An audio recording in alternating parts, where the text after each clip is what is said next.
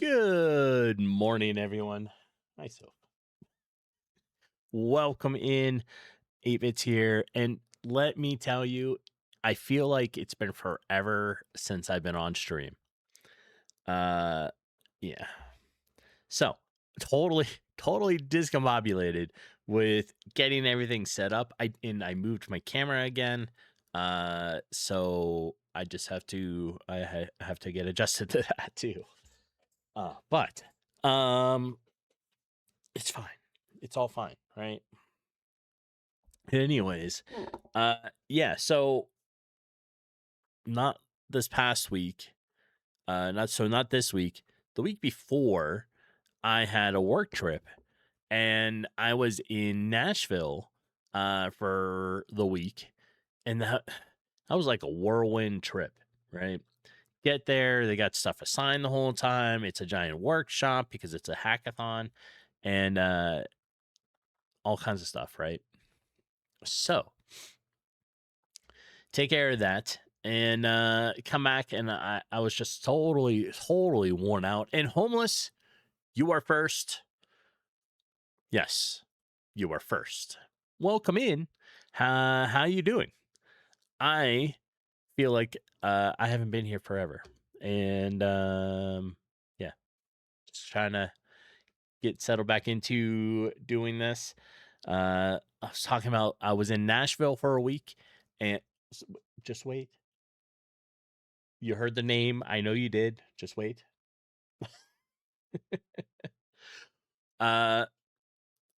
I was in Nashville for the week, right? And then I came back and I was totally exhausted, both like physically and mentally. It was just a whirlwind work week with the hackathon event. And they had us busy from like 8 in the morning to 8 to 9 at night. And it was just all day long, like stuff going on, right?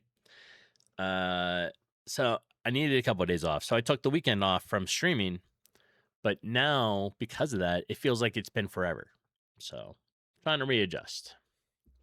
Can I help you, Sophie? Just wait. There's no treats under there. Just hold on. All right, it's been 84 years. It has.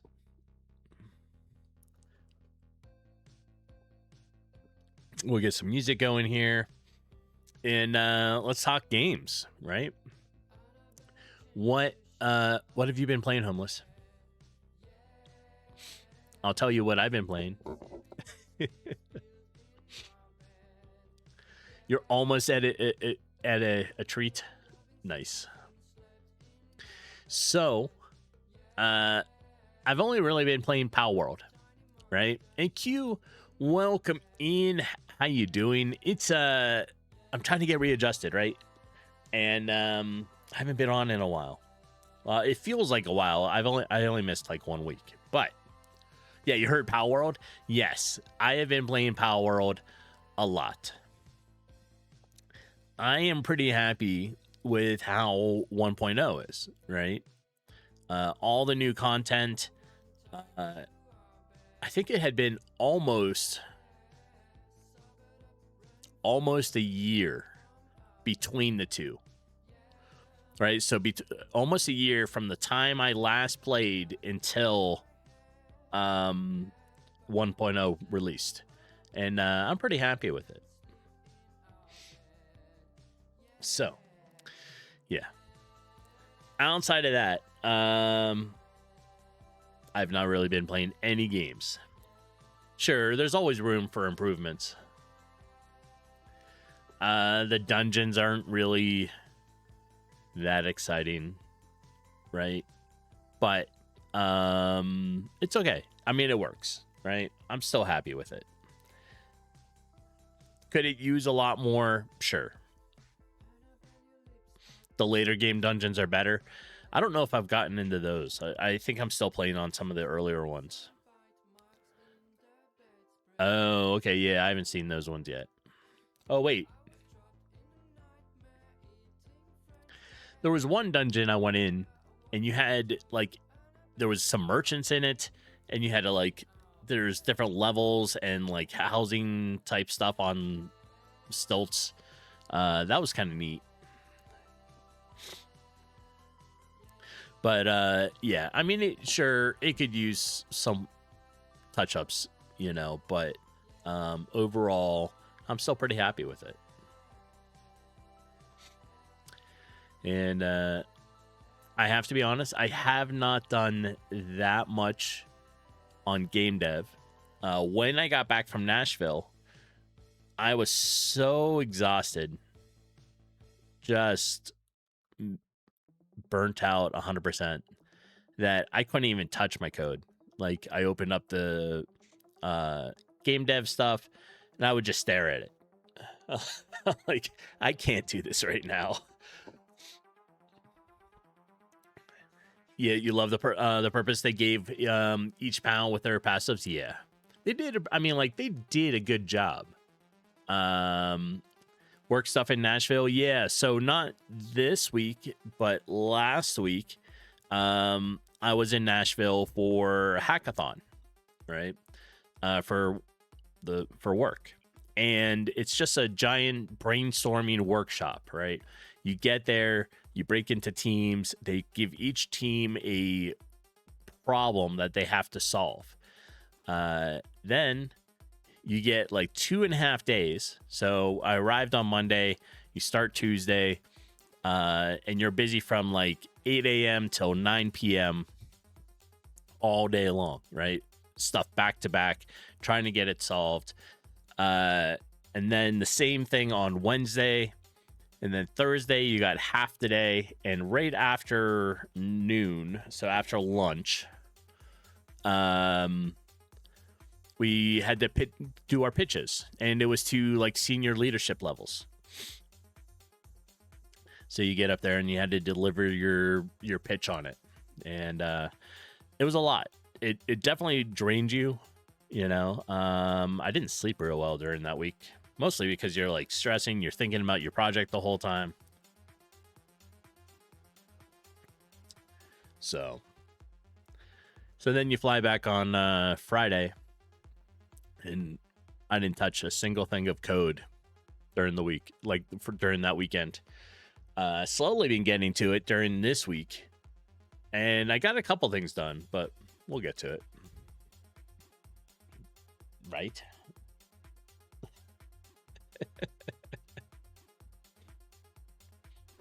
And there we are. I heard it. Homeless, thank you for the Sophie treat. She has been waiting patiently, semi-patiently. Hello there. Hello there. Hello? Hello there. Another happy landing. Hi, Jeepin. All right, let's switch over. Sit. Yeah. I got slobbered on. All right. Outside of Pow World, for me, I have not played any other games this week. No, I have not. There's a whole bunch of stuff that's going on with Stall Zone. I thought about playing, but I was like, I still just don't want to even deal with that. All right. How are things at work, Jeepin? No water flowing in through vents, destroying IT equipment. None of that stuff. And we have so much rain. We're in monsoon season for us, right? So when it rains, it just downpours. And all the river, the Rio Grande, starting to get water again, which is nice. And we have like water reservoirs all throughout the city, right? And they're just flowing. Lots of water everywhere. All right. No AI images of it either. Yeah. So the other day, it was a day that Jeevan decided to go into work just a little bit late because she wanted to sleep in just a little more, right? That's fine. However, one of her coworkers sent a picture of their work area, and it has like a ceiling, like a real high ceiling vent that has like for the AC and stuff, and there was like water pouring down from it. And because it's attached, on the ceiling, right? It was very, very realistic, but luckily it was an AI image. So that would have been not so fun to actually walk into. Oh, I just thought of it. I saw the trailer for the movie Ebenezer. I'm trying to find it.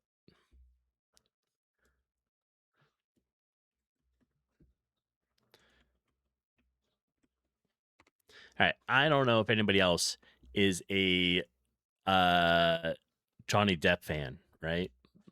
I particularly love all his movies, right? You were thinking it better to not work at all. True. All right, so we're gonna check out the trailer for Ebenezer. The Ebenezer Scrooge, the Scrooge movies.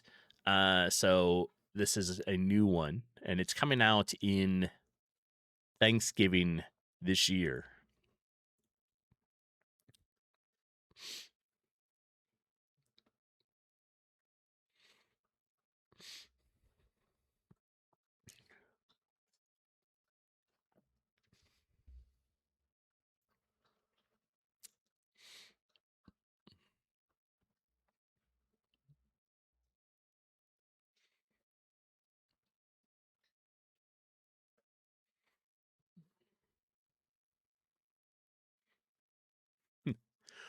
I think this movie is going to be great.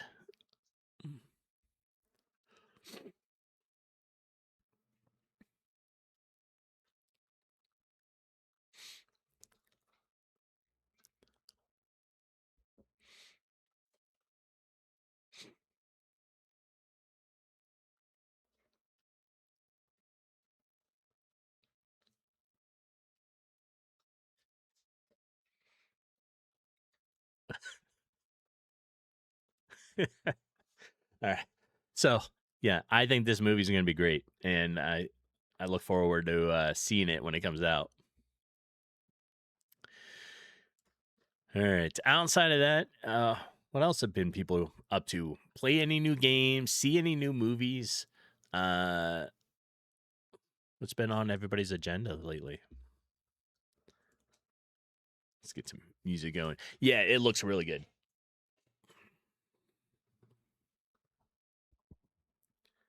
All right. Stay where I need you to be. There we are. Let's see. You've been hooked. Banishers. What is Banishers?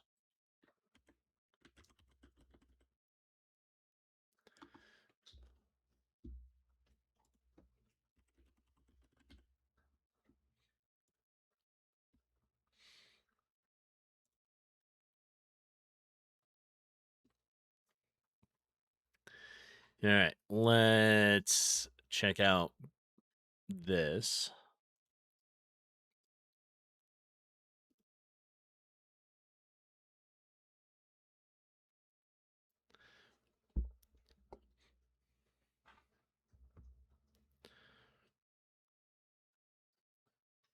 I mean, the graphic looks pretty good in this.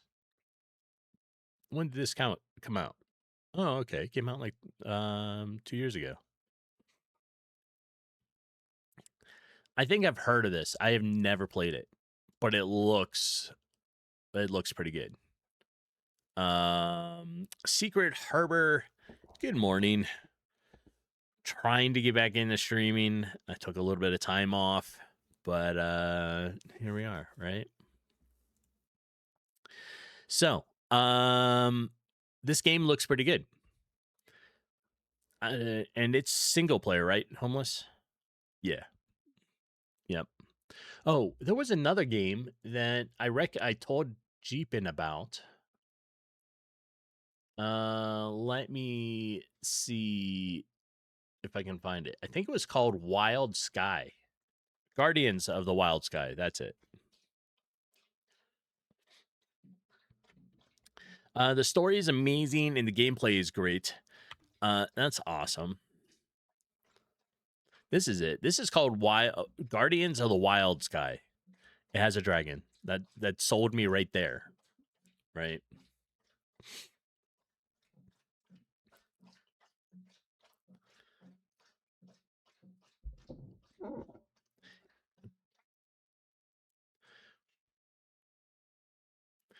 It is crafting survival game with exploration, adventure, everything else built into it. You get to fight dragons, ride the dragons. And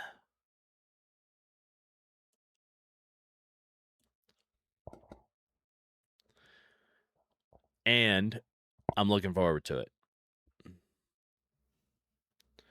Oh, we don't have audio here.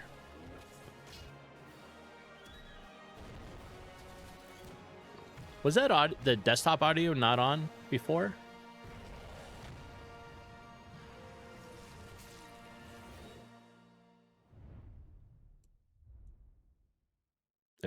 Okay.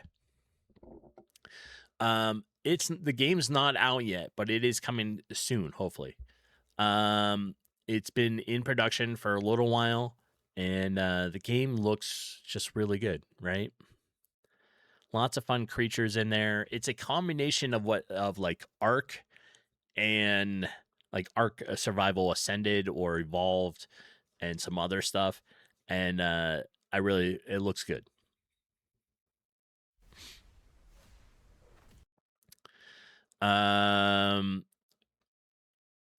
You don't think so? Wait, you don't think what? Oh, for the audio? So when I played the clip for Ebenezer, was it playing?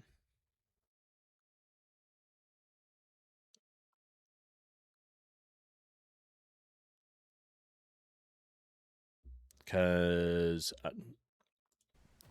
somewhere along the line it muted it. It got muted.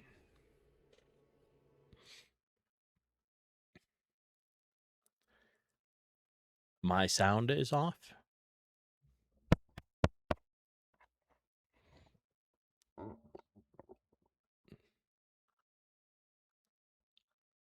All right, my mic. No. What are we talking about? Jeebin. Are we talking about the desktop audio? So when I played the Ebenezer the clip. Oh. Okay. When I played the Ebenezer clip, was everybody able to hear it or no? Or did it mute before that? I think it muted when I switched to the Sophie thing and came back into just chatting.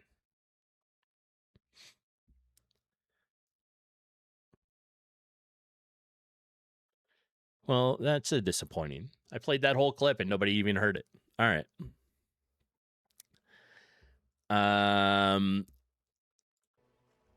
Yeah, we have this on now.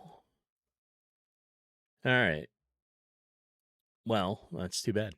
I played a clip of the new movie, the trailer of Ebenezer, and I guess it was muted the whole time. Didn't even see that. It's what happens, right? It happens. All right. Let's switch over to this scene. And it should be okay. I'm double checking all my audio, right? We should have music now. It probably sounded wonderful. Yes, true. It did. I heard it, and that's important. There we go.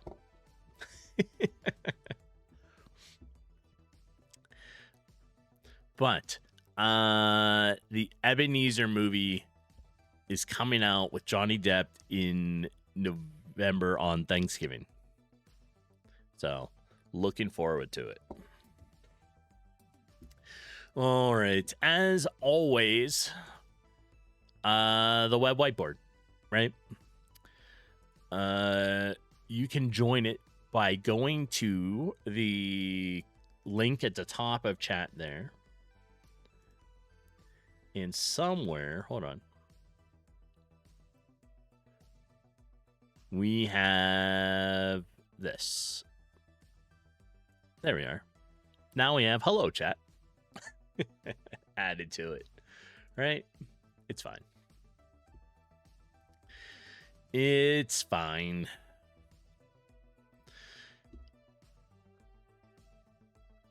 All right. So, let's figure out. My music is really low. Can't hear it. Let's see what it's doing.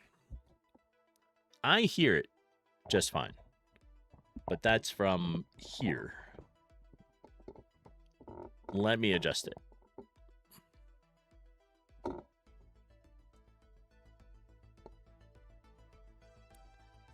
All right. It's showing a more stable bar now. I turned it up a little bit.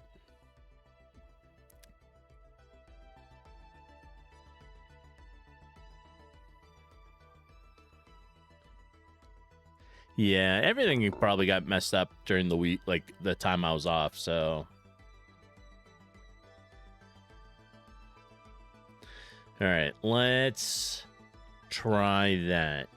The music should be just hearable, right? Like, you should just be able to hear it. It's on Pretzel Rock, so I don't really have to worry about it being like any DMCA violations or any of that stuff with it. It's meant for streaming music. So, yeah. All right. Homeless with the second Sophie treat. All right. Here she is.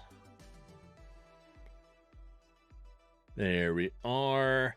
That one was from Homeless Jr. Homeless Jr., thank you for the Sophie treat. Here she is.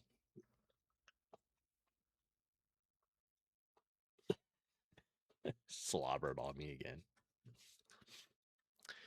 All right. She appreciates it. She does. And Q coming in with a Sophie treat as well. Sophie's gonna love this today, right? I'll switch back. Does this look a little?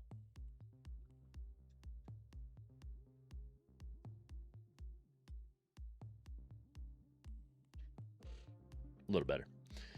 All right. The treats aren't very big, right? They're super tiny, but she takes a little bit to eat one because she only has like 4 teeth. So she just gnaws on it for a little while. Hey, Sophie, you want a treat?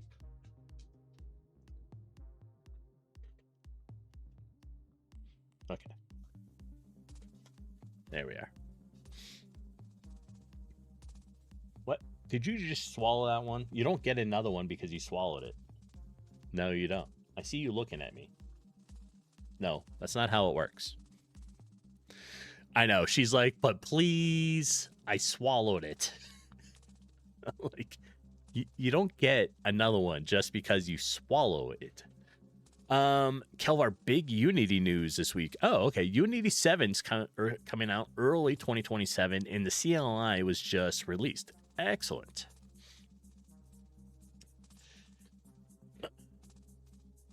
Yeah, that's some pretty big news there. And Secret Harbor sliding in with a Sophie treat as well. It is a Sophie day. Right?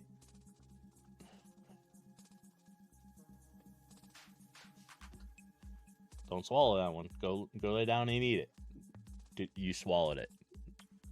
You did. I saw you. I know. All right. No more. Not right now. I don't. You have to wait. That's it. Okay. All right. The only thing I mean, I managed to work on the game a little bit this week, right? I still have some issues in the battle, but I think I fixed some of that. I made it so that there is a circle essentially of transparency when you go behind. Currently it's the trees. So let me start that, and I'm going to show what I mean by it, right? In these games where you don't have 3D views and you can't turn your camera, you get hidden behind different objects, being it a tree, rocks, buildings, stuff like that. So for testing right now, it's only on the trees.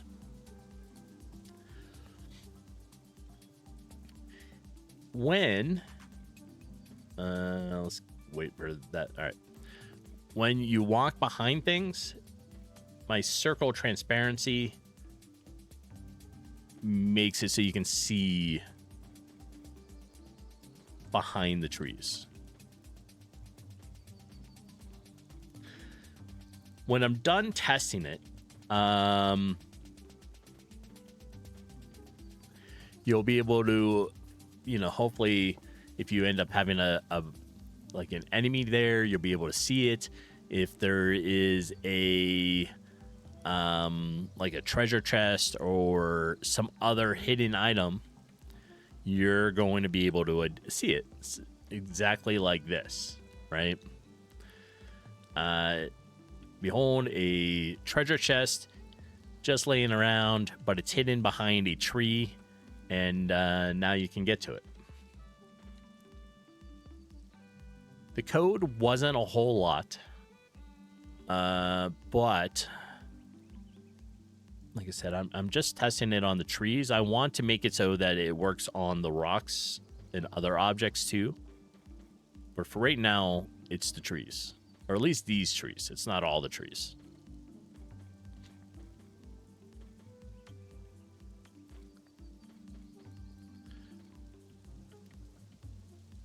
Yeah. And I think it works pretty good. Right? I need to fine-tune it just a little bit more. Sometimes the circle transparency picks up two trees like this when you're walking between them. And I'm not 100% sure I like that or not. So, oops. One of the issues I was having was, since I ran into one of the enemies, was when the combat was over and you were being returned to the world map, right? It was automatically restarting the combat, and there was a whole new battle.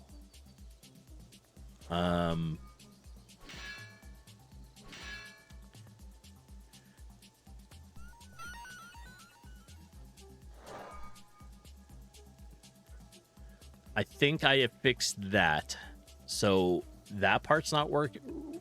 Like, that part is okay.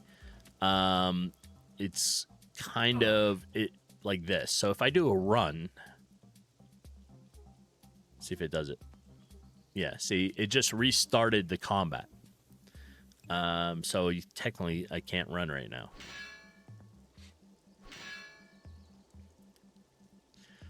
But I have it working, so if you defeat the enemies, you can leave. Or if you die, you end up back here. So.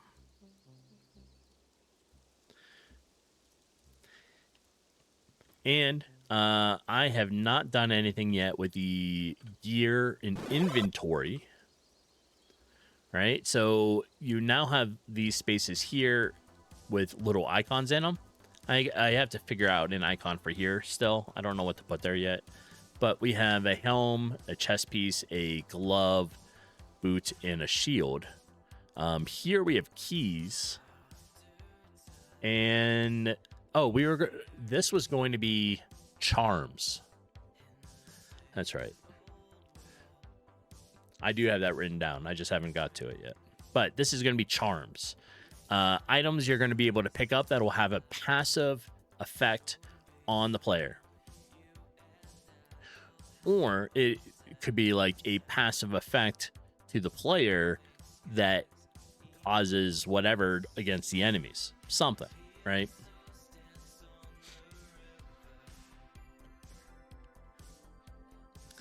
And almost you are launching yourself off. Little axolotl there. Oh, and I don't know if anybody remembers that when you were in the caves, right? So when you were in the caves and you chose to do combat, it was having 2 players in it. By that, I mean you had 1 interactable player and 1 battle player. This is the battle player. And then there was another one that was showing up. And you could run around on here. And it was only happening in the caves. I figured that out. There was one thing that was preventing it. So in the cave system, it was allowing a second player. Right?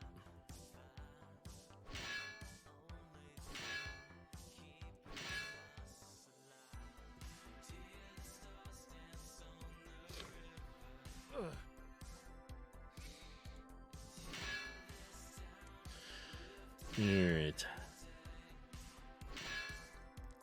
I'm trying to get it so... Whoops.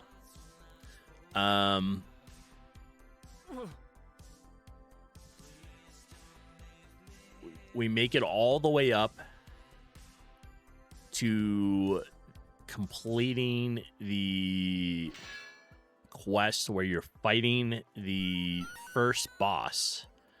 And then that's going to be kind of where, like, you can continue from there and explore stuff, but the main, like, the demo, when it officially goes into beta, open beta, will only be pretty much up to the first boss.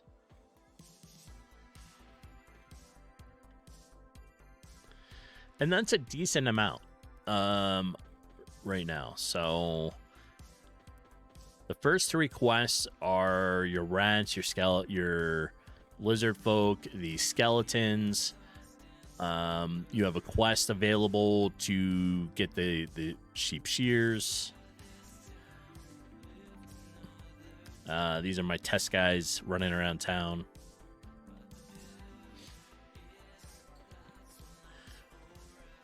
I have still some more NPCs to put in, but it's getting there.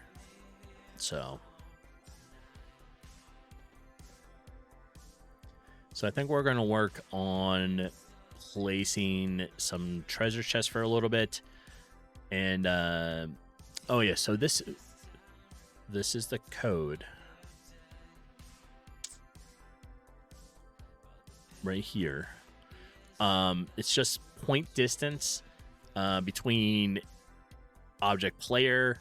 You have a and setting the B box on it, right? So when it the mesh where it interacts with the object, that's taken into account, and it changes the alpha of the object so you can be able to see through it. And we have a range, and right now I have it set up to 120. It might be a lot. I'm going to test it for a little while before adjusting that some more, but this is it. And right now it's only affecting these trees in this array here. But let's get in there. That's all.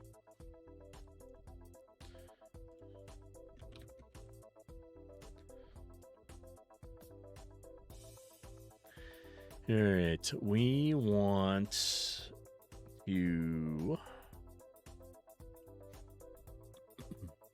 hide some treasure chests. So I have 3 of them right here.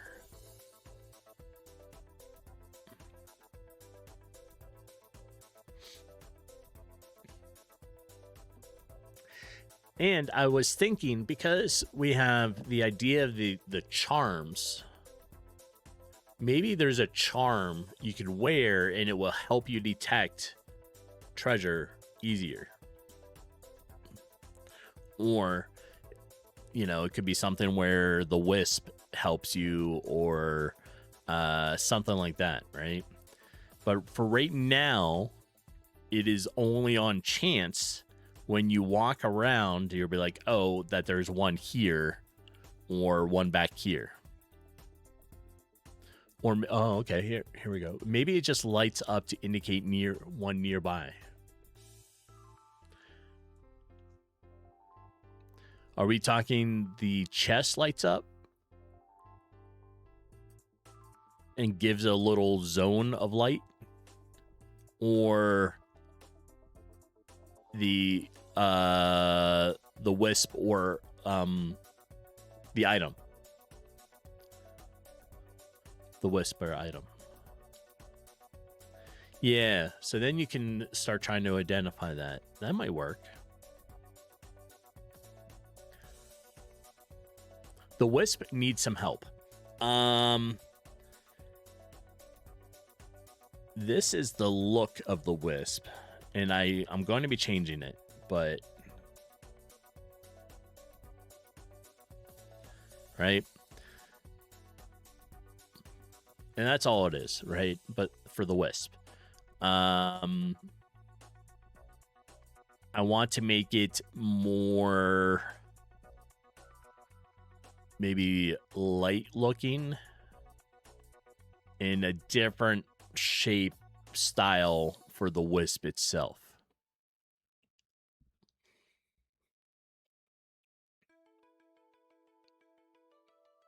Yeah, something like that, right?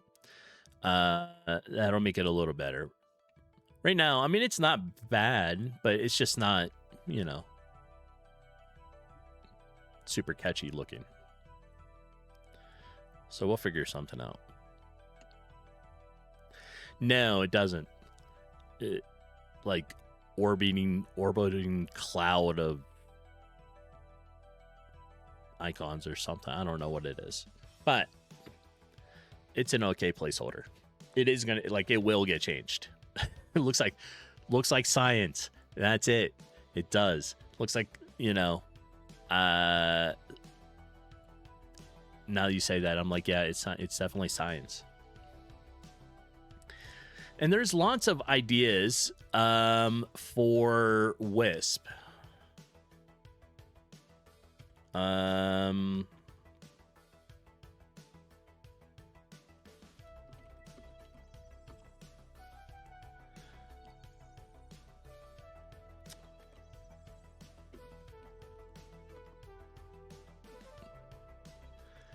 There's all kinds of stuff for it, for a wisp. I think of a wisp more like an element.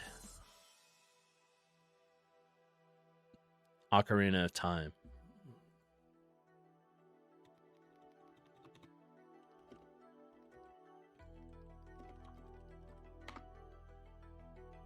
This.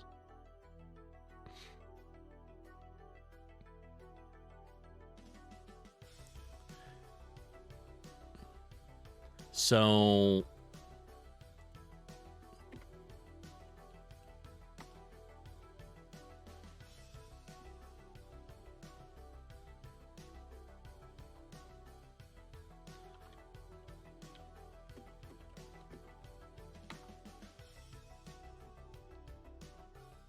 this without the wings. Yeah. Something a little more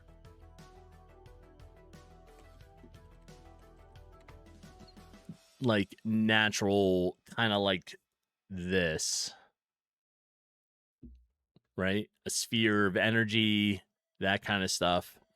Something closer to that.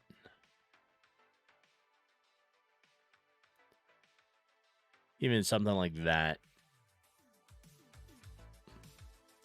Something similar.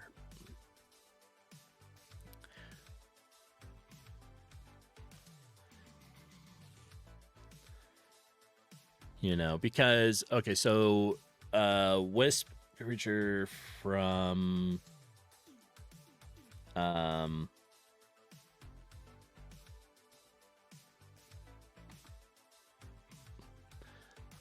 these wisp are just orbs with light around them.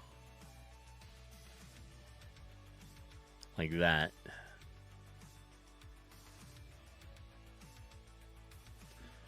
Yeah, I'll have to. We'll come up with something.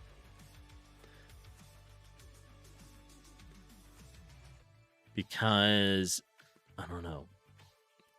Let's grab this just so we have an idea. Let's take it. Let's put it into the web whiteboard. All right, ideas for the wisp can come into here. I just moved it to the left a little bit. It's right here.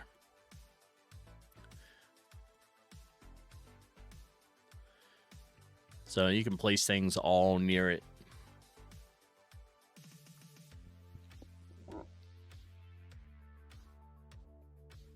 I think of it like some sort of little elemental thing, right?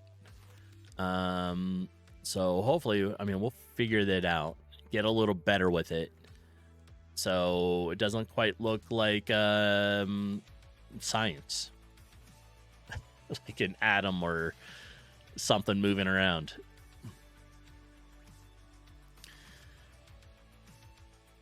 But we'll get it.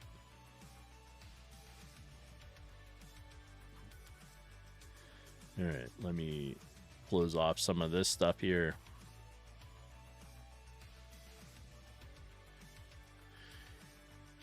All right, let's. Oh, we were doing. For now, we're placing some chests, right?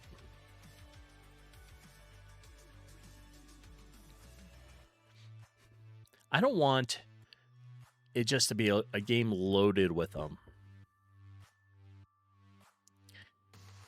You're going to get a chance as a random reward for when you kill, like, defeat a battle, right? That may also be, right now it's kind of on a high chance. I haven't figured out whether I want it to be all the time or if it needs to be on more of a 50-50 random chance.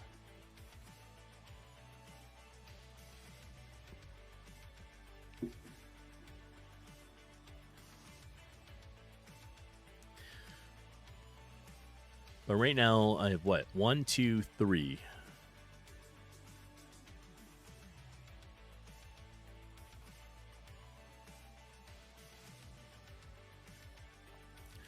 And I think we'll just put one up here.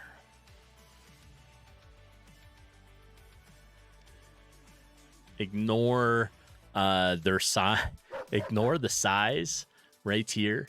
But when it runs, it sets it right. So we'll put it there. And Brent coming in. How's it going? Thank you for the Sophie treat. We'll switch over here. She has been excited about treats all morning. Right?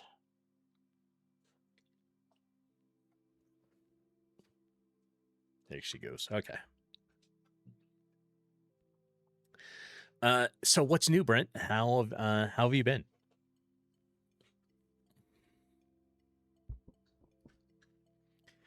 We're hiding treasure chest. That's what we're doing.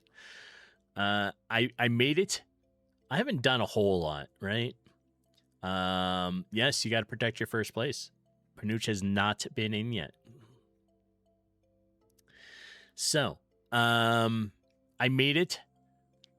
So there is a circle of transparency when you walk. Currently, it's only on the trees right here, right? So when you walk, you can see behind the trees.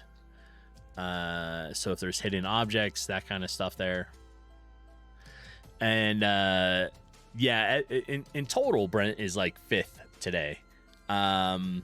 Homeless, Q beat Brent. My mom beat you out on the Sophie treat, and yeah. But the battle is between Brent and Panuch. So, as far as that, Brent is first. It's okay. You can be second place to my mom. You accept this? True. True. Yeah, Secret Harbor came in, secured her spot. Yep. All right, we have 4 treasure chests around here. And let me run it real quick, and I'll show you what I mean by the circle transparency. I'm still fine-tuning it, but it's getting there, right?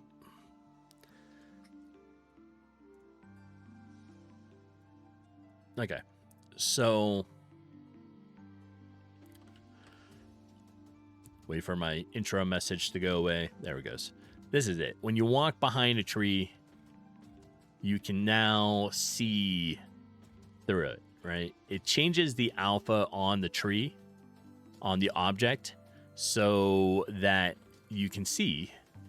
And now you'll be able to see if there is a hidden object or whatever behind it, right? Or if one of the NPCs, like this, gets behind it and you want to talk to them, you can now see who's there and just have a better thing, you know? Yeah, the chest hidden. Yes. So that one is hidden. Oops. Yeah. I do have one like issue. Well, I was fighting a couple. Yeah, it's for testing. I didn't feel like walking all.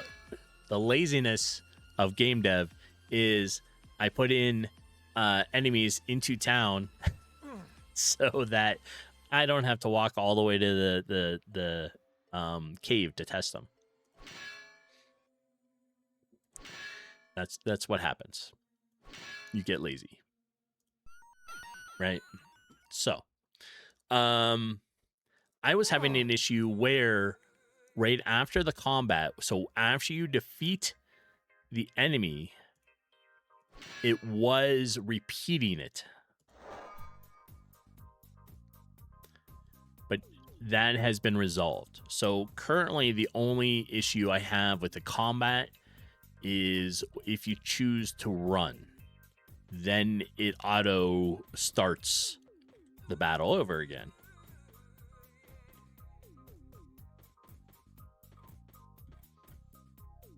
There we are.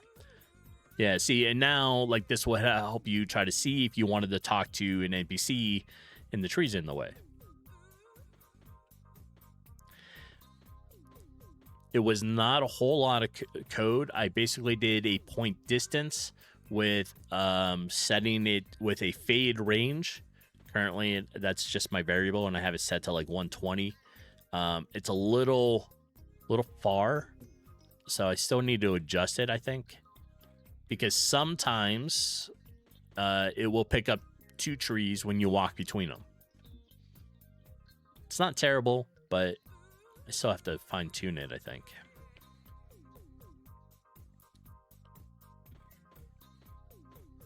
Yeah, like that. And when it's doing a like fade, it just changes the alpha of the object.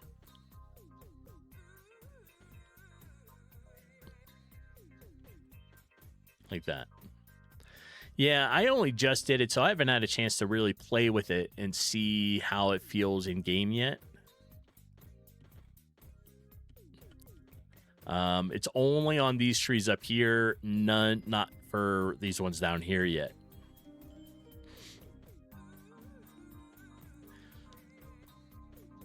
What I may do is once I have it sort of tested, I might be able to make a parent object for the trees and make it so that it'll inherit the code to all of it. But that's once I get this fine-tuned enough, I think. But yeah, like I said, it's not a whole lot of code. And And it's really just like if your point distance to the like with the player to the object, and then you have a fade range, and then it changes the alpha, and that's about it. And it's got a lerp to it, so it makes it smooth, right? It's not an instant. There's a slight fade.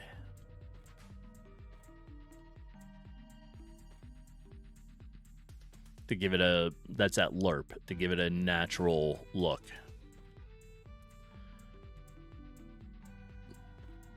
Yeah, and here's, I'll show this and then we'll shut it down.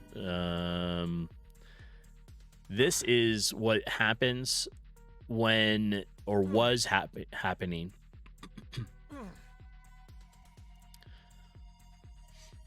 when you try to run. It restarts the game, like the combat, and it's a endless loop at that point.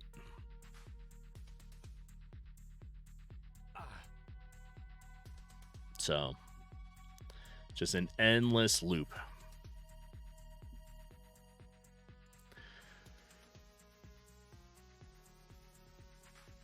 But it's coming along. It's getting there. I'll fix that. What we are working on as you got here, Brent, is we're trying to come up with a better idea for a wisp, right?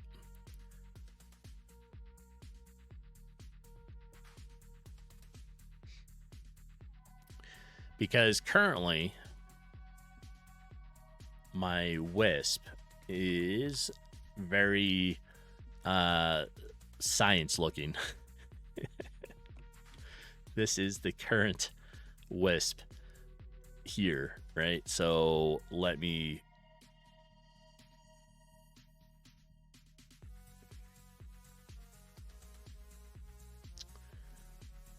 there it goes. I thought my screen was frozen for a minute. All right, that's the current one.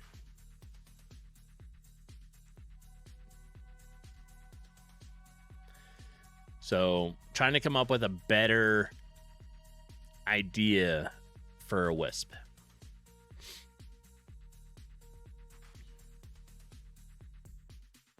Yep. Hello there. Hello? There.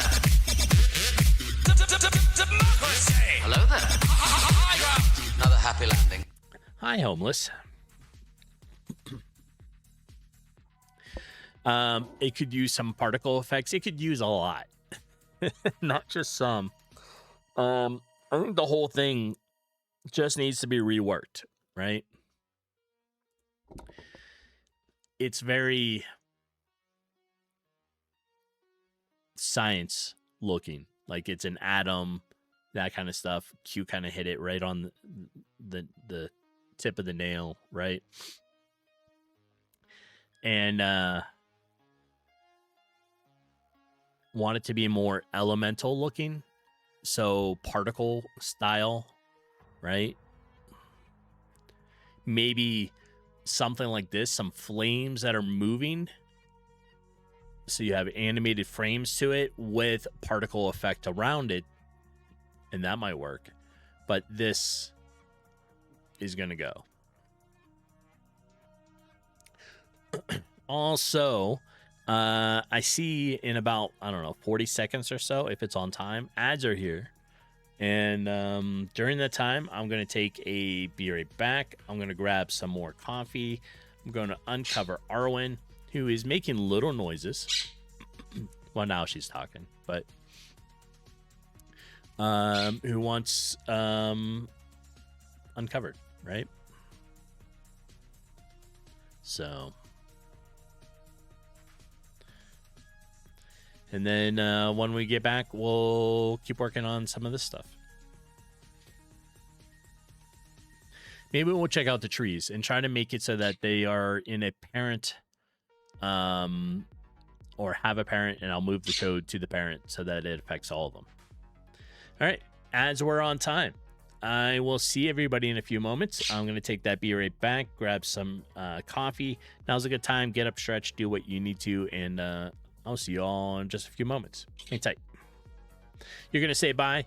All right, Secret Harbor. I appreciate you being here, and I will chat with you later. I don't know if you can hear me or not, or you're stuck behind ads, but I'll be back in a few moments. Hang tight.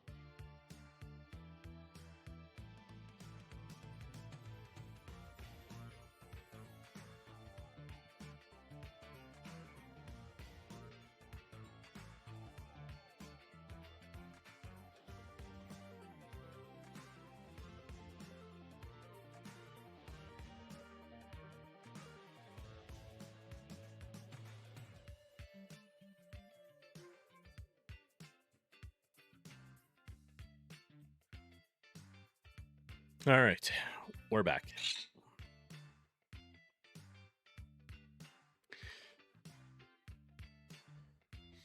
I uncovered Arwen.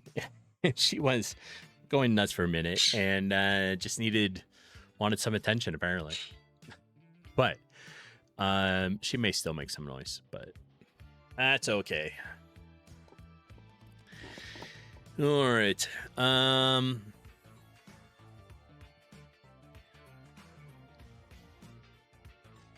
Let's pull up this tree here. So we have the code in Grasslands tree.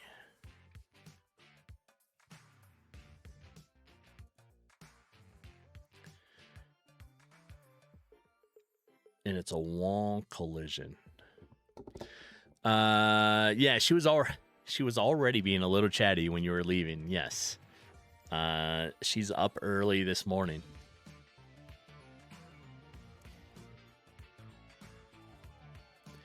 All right, if we open up parent wall collision. It doesn't have anything in it, but if we take this and we move it over here, and we need a create, and I need to make my fade range equals, right now it's set to 120.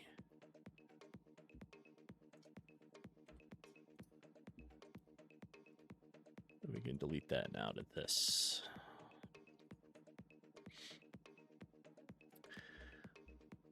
That should all right, so we have forest, we have the marsh. It's all inheriting stuff now. Oh, parent trees.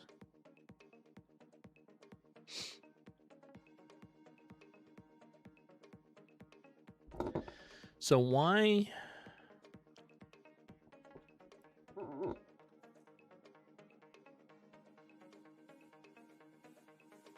Wait.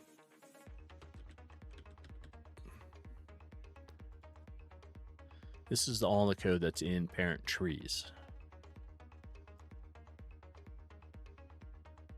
So what do I got going on here? Why is this one under parent wall collision? But this tree is under parent tree. All right, let's look at the forest ones. That's under parent wall collision.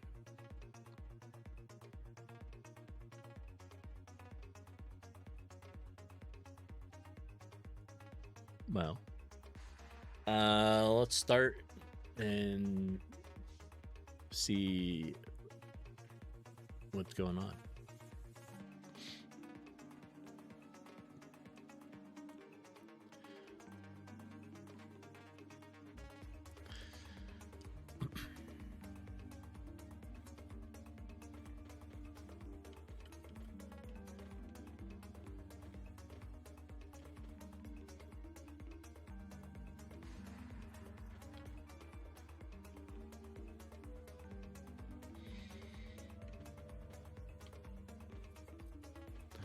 All right, so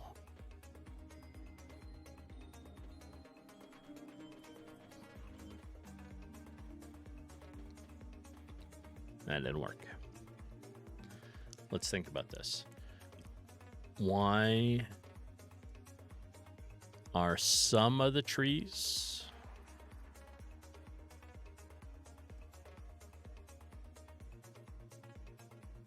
now?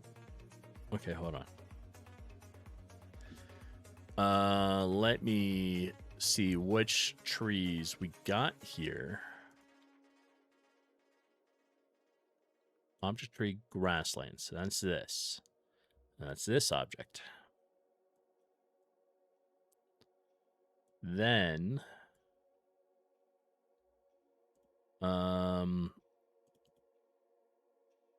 object tree forest. Object tree forest.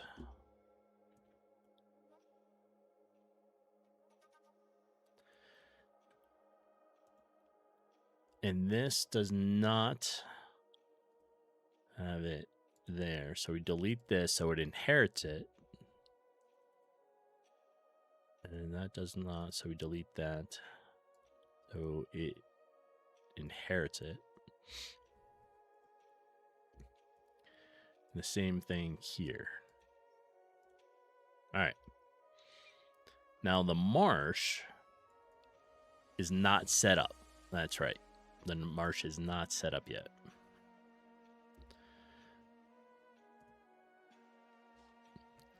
For now, we'll come in here. Let me move the door out of the way. All right. It should work now for the trees in the ancient forest and the trees in the grasslands.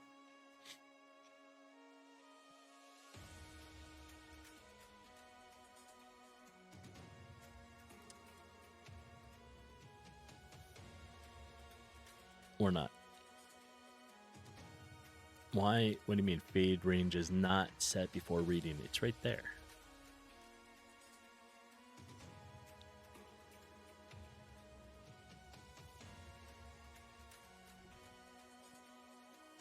All right.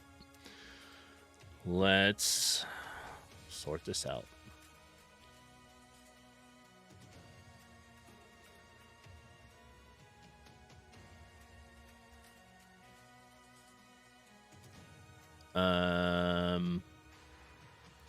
Oh. All right.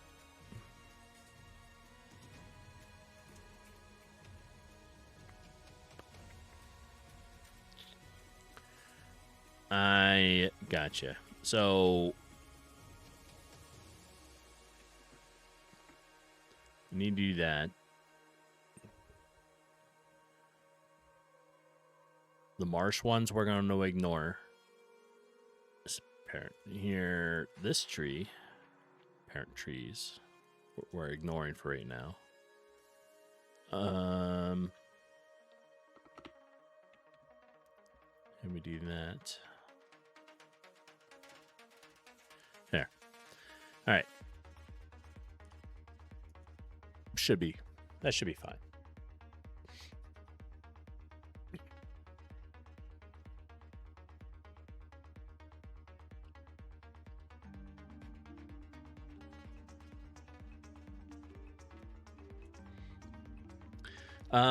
Brent, what if you do the if inside fade check range? You check the variable fade range, and if it doesn't exist, you just create it.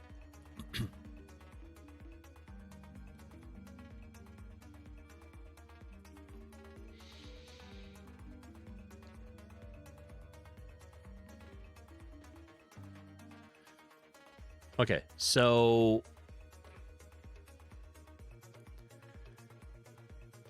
right now, fade range is a variable that I have set up here in the create.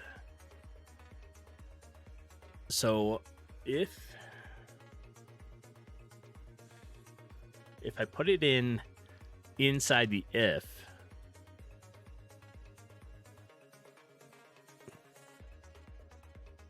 yeah, but how could I do that in the, like, it can't be inside the if statement down here though, right?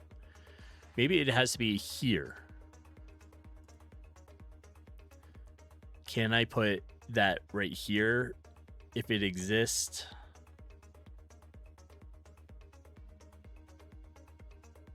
Like this.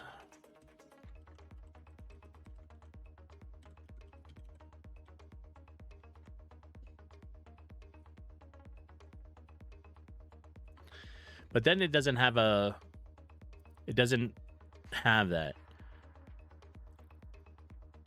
So hold on, let me take this out. It doesn't have the variable number to it. I mean, if I put it here,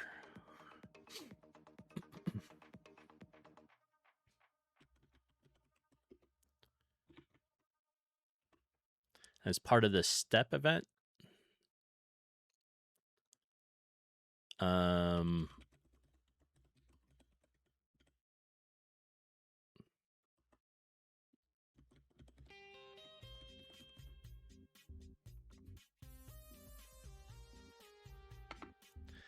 all right, so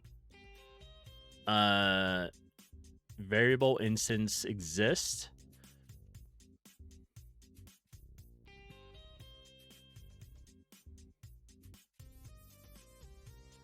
Takes two arguments, whether it's true or false. I don't use this very much, honestly. All right. If oh, make it its own if statement. Oh, wait, hold on. If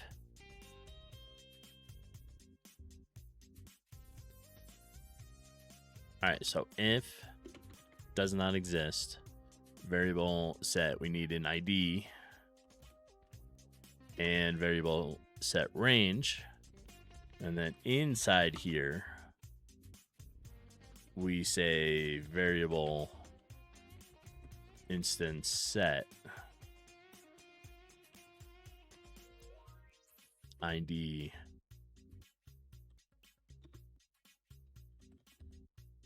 fade range 120.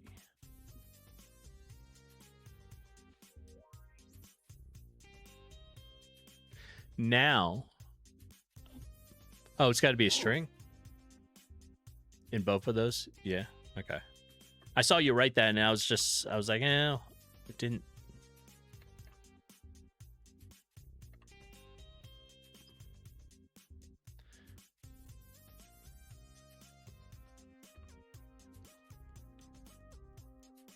Just put that there. Thank you. All right. Now, do we take this and put it into here as well, or are we just keeping it as two separate if statements?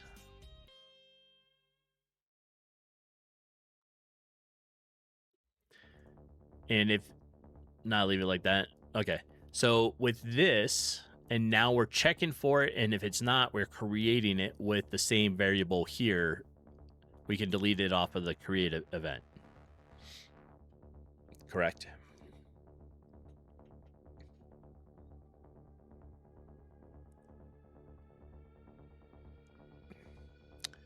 Suppose. Sure. I mean, all I'm going to do is get an error if it doesn't work. Well, so we'll delete them out of these, right? Because I placed it.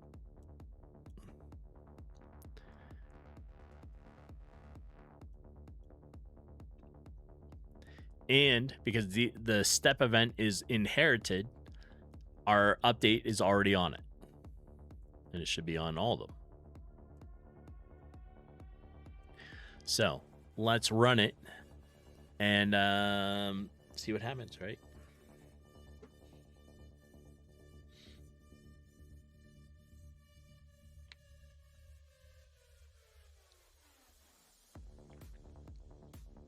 I always get a little like that moment of worry when it takes it a minute to compile and run.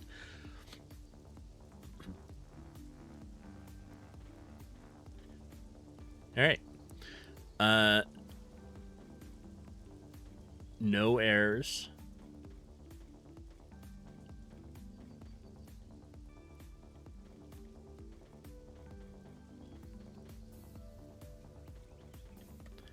And we can see behind the trees, so everything seems to be working there.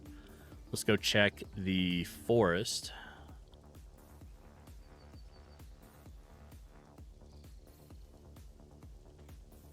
There. That's working pretty good, I think.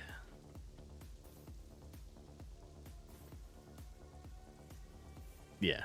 All right, so that's good.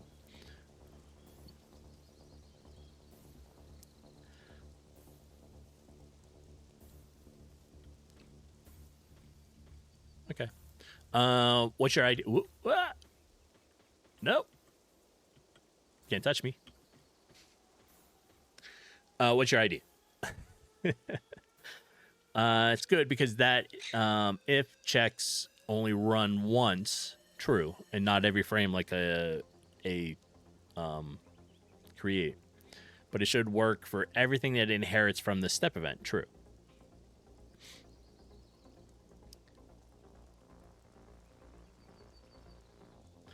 Let me think about if it will work before you tell me. Okay. That's a good idea.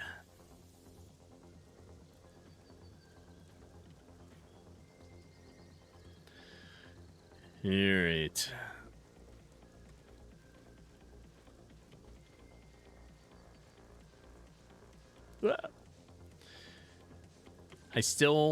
I want to make, and I'll be working on it probably this weekend, some more tutorials as well that will show up when You have to remember to set your sword. If you don't, you're only going to be doing like 1 point of damage.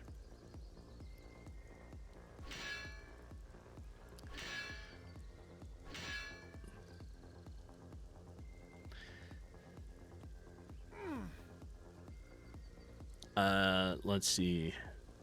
I want to set up the tutorial so that the first time you open things, it talks about it, right? Being inventory, that kind of stuff. No, stay away. No. No touch.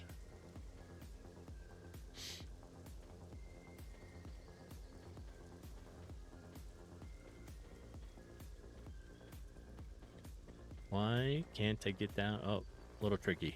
All right. Hydrate. That was neither. That was a debug.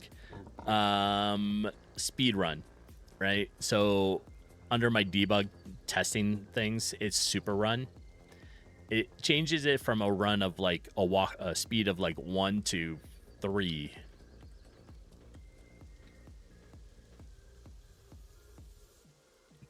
But the idea of it being an ability could also be there. Oh, yeah. And I have to drink water. Thank you, Jeepin. As you know, us streamers, we forget to drink stuff.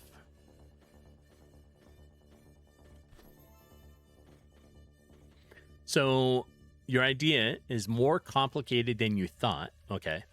But something you can do if you want to make those big trees transparent, if you are behind them but outside the range, is basically make a list or an array of those obscuring objects. Okay, so that might not be as complicated, right? On here, this is how my tree object is set.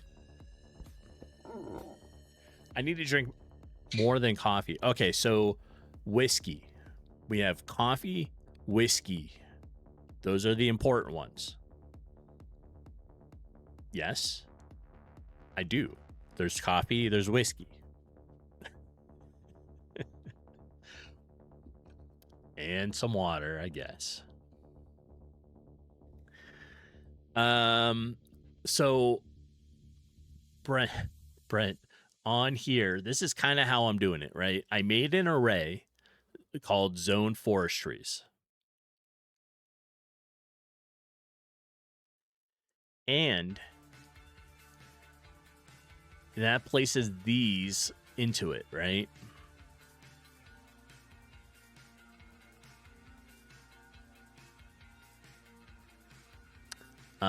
And water. Yeah, we had whiskey last night. And water. Bubbly water. True. Right now it's just water. It's not bubbly. Speaking of bubbly water, Jeepin got this cool bubble, like, water maker. Carbonates it like it's soda. It's kind of cool. And because I like sparkling water, I like the bubbly water. I use it all the time.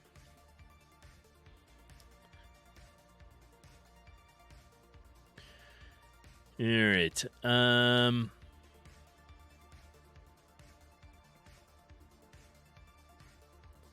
So we have this and this. What is the object we are looking at right now? This is the object of the tree that we place in there.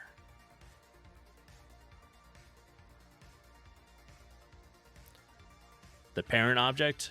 Well, some of these are not on the right parent object, but it needs to be, hold on, parent trees. Yeah, right now the tree has the code. I need to rework them a little bit. And I need to remember how I set this up. It's been a little while. Everything's so foggy with it. Let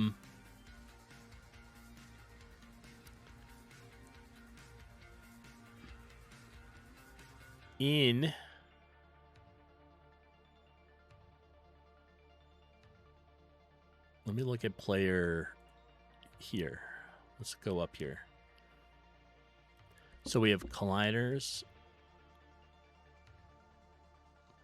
We have parent wall collision.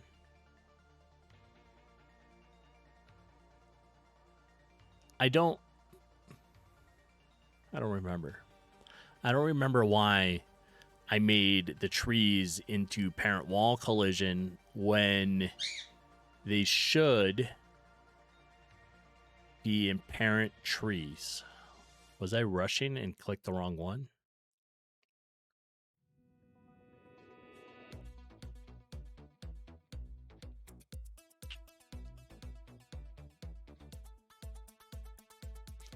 The way it works is the trees are here, and it's one tree.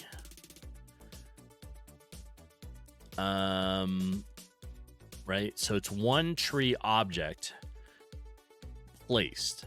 So these are all a bunch of instance IDs off the same object. The object then chooses from inside the array.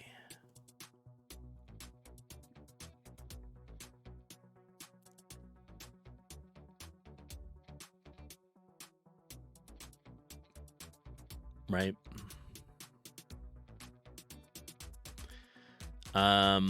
And once, like, so every time you just place the same object, and then it places one of these looks.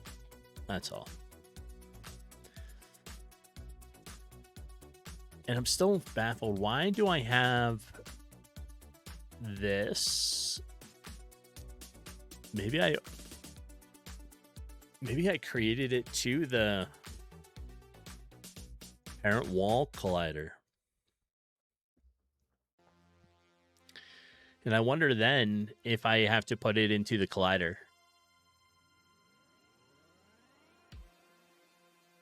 Like the new parent. And maybe that'll work. Guess we could test that too. All right, what's up, Brent? How about this? If your player in your player create event, yep, I'm here now. Where you have an array named colliders, yep, there now. You can also create another array called observer.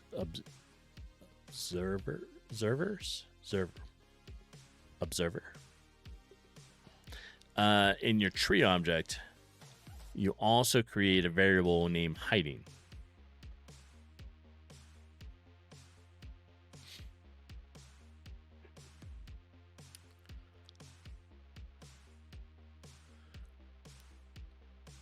All right, so we have colliders right here. And now I need another array outside of that.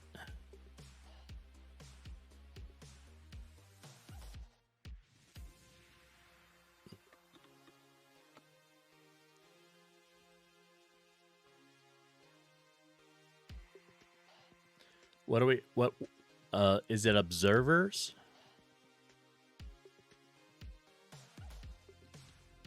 Within like that or this? What word were you trying to observes in your? Hold on, I'm stuck on a word. All right.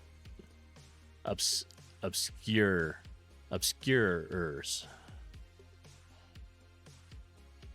Okay, so all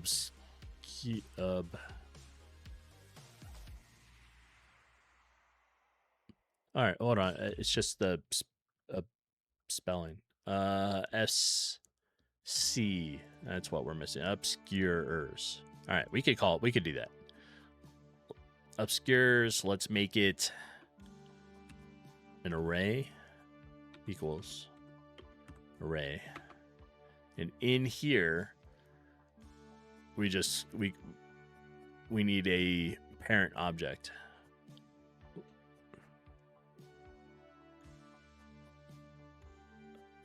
Okay, wait. Too much. I was babbling too much. So we have where the variable, or we create the array obscures. Got it. In the tree object, you also create a variable named hiding. Okay. Then in your player step, you do that logic you told me earlier and say with each object in your obscures, if they are in range, include their sprite height. Oh, I see.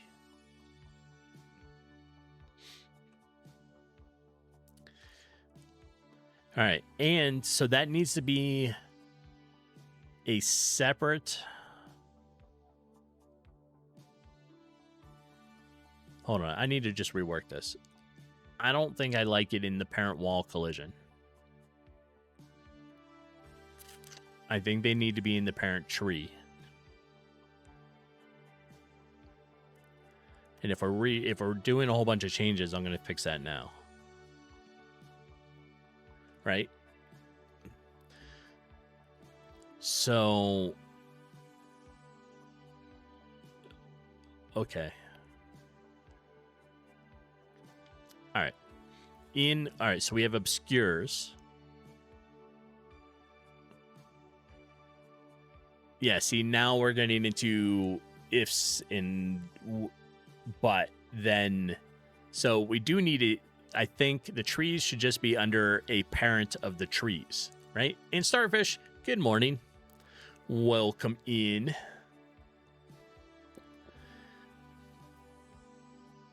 You have a variable in that object called can hide, and then we can only hide things. See, that's too much, though. Why do I don't remember why I put it in wall collision to begin with.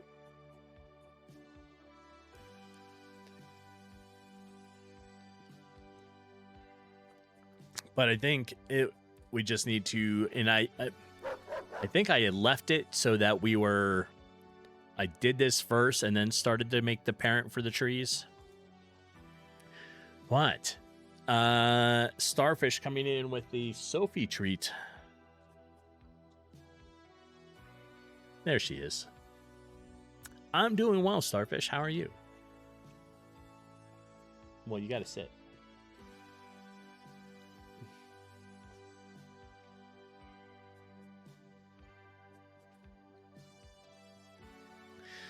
Thank you for that. She appreciates the gifts. All right. So now we have the array for obscures. Good, you got your coffee? Excellent. I have my coffee here in my little coffee pot mug.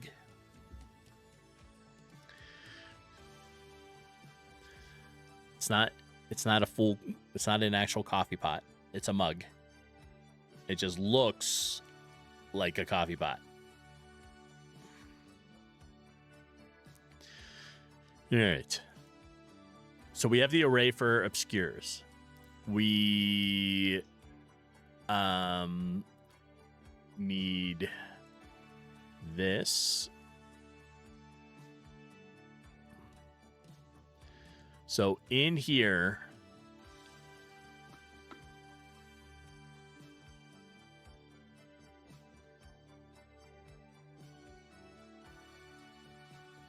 all right, well, this will probably take me more than I want to do. So, all right, we'll keep it the way I have it for now. I'll hack it apart later and make it so it's only on the parent trees. But now in the parent, oh, and I hear there's a dungeon. Thanks for doing that, Homeless.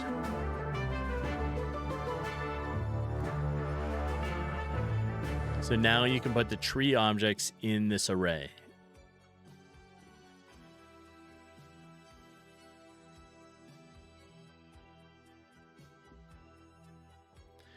So does it need to be all the tree objects in this array? Or does it need to be the parent of the tree objects in this array? Kind of like this one.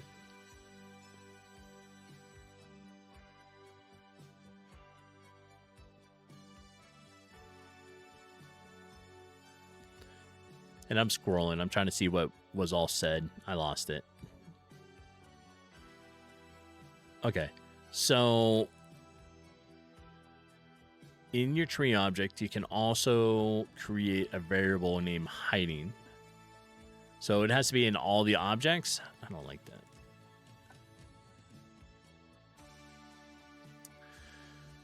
All right. So we have to create hiding.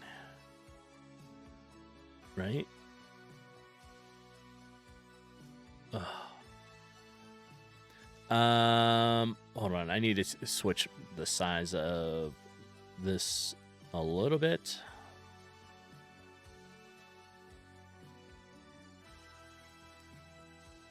So I can read this a little better and get more on the screen. Okay.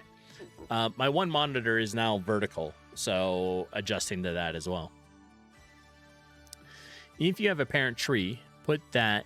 If not, put whatever tree objects you want to hide. All right. Well, let's go back to this. This is currently where the parent is for the trees, so we'll copy that and we'll put that here. And then obscures, we need a...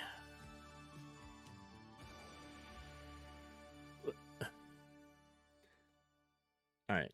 See, this is confusing.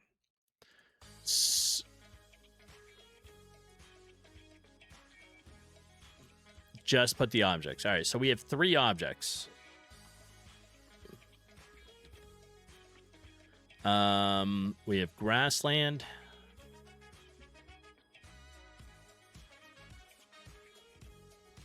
Let me get all their names. No unlesses. We're one way or the other.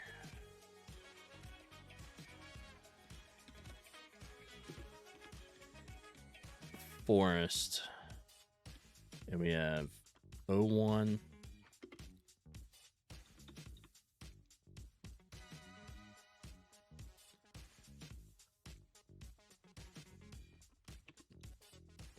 There. And we have object, tree, forest, the big trees.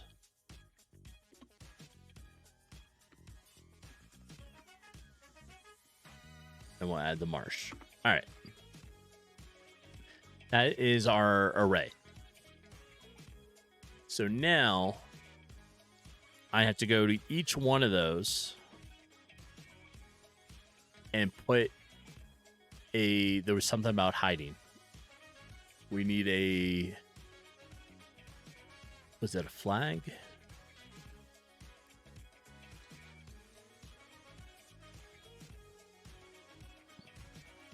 So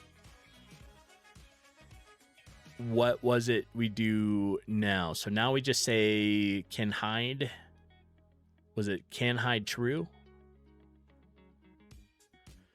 And put that into the objects, right? Can hide equals, was it that? I think I lost it. Maybe, and is hiding. Is hiding. Is hiding.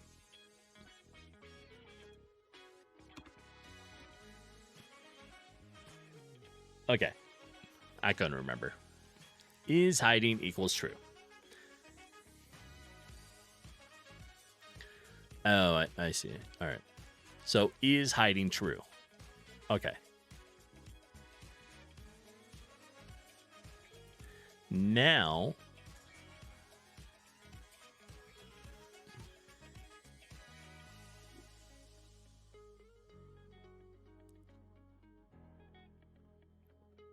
we need maybe you can do the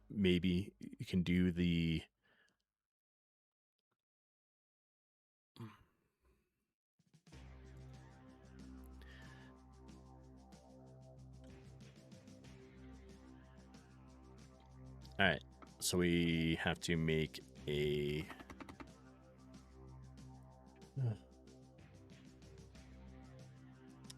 now it's in this there. I gotta go into man.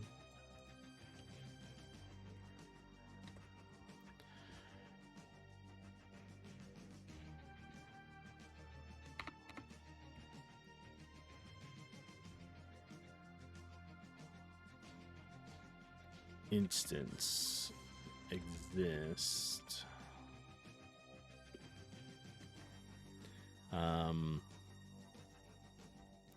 What was it? Is hide? Is hide.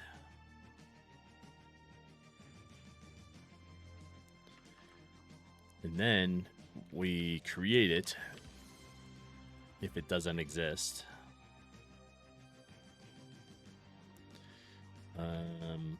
Is hiding. It was is hiding. Is hiding true.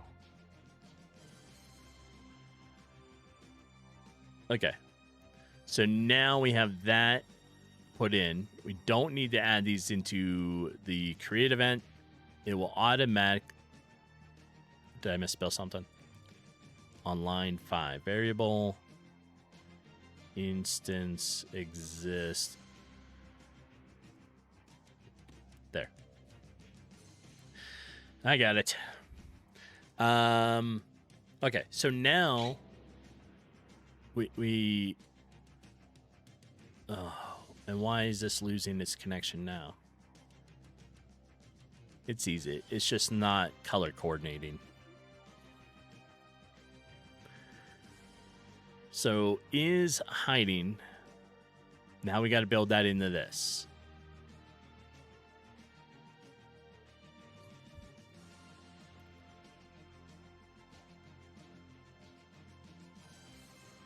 Right.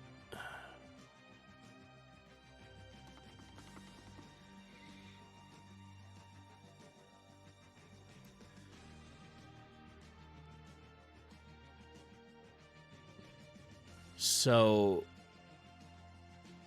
I get rid of, all right, if we're it doesn't need to be point distance anymore.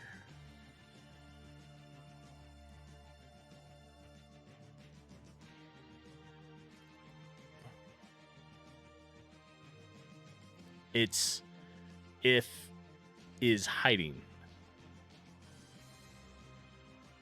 All right.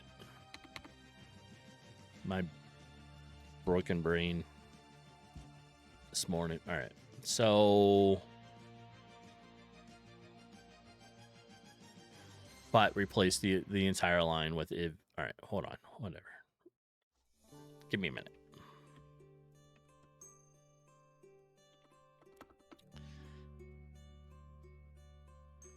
So,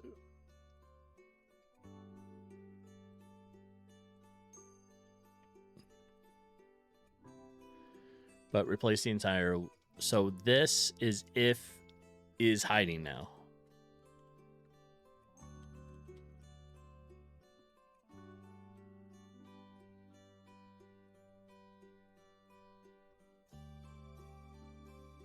Okay.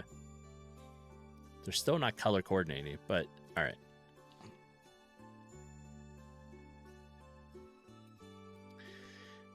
It sees it though. Wait, remove all the other these ones?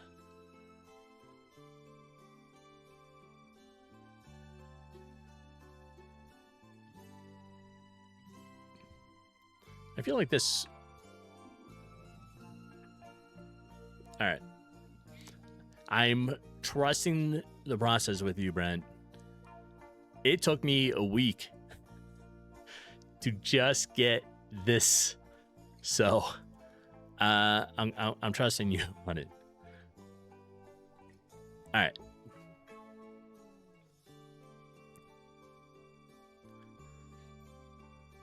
That's it. None of this other stuff.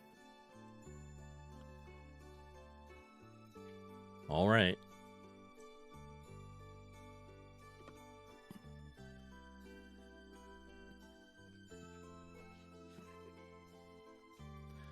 Okay.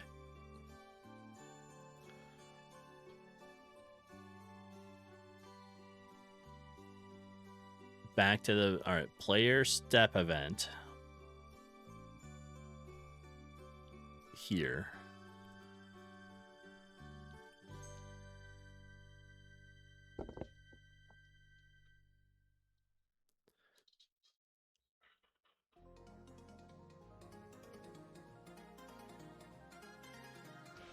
So now, all right, so we have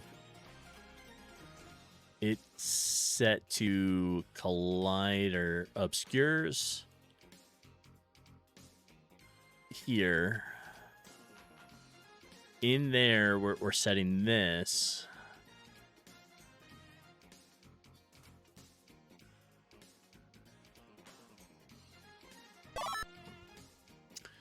What was that? Jeepin is launching sunflowers.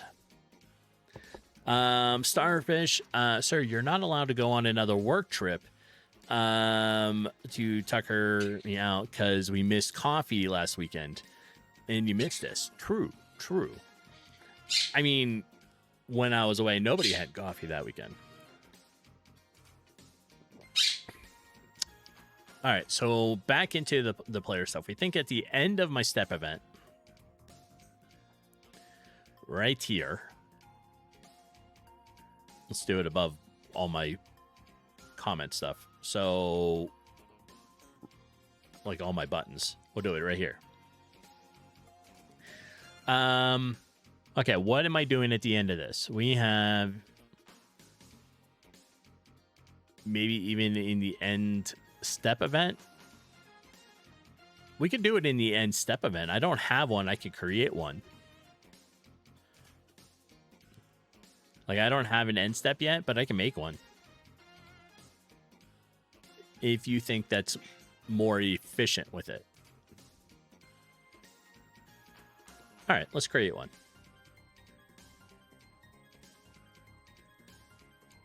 All right, inside here.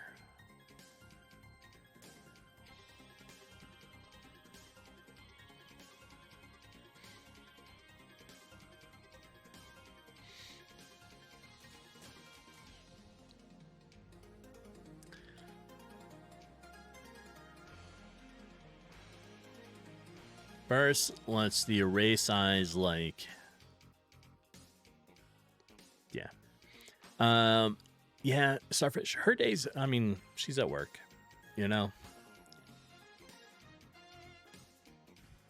And we have to remind Jeepin that she needs to eat today. She only took like a banana with her. I know she said she's going to the truck. They have a food truck at work. She needs to make sure she eats. Exactly. Chat, everyone tell Jeepin to make sure she eats today. It's very important.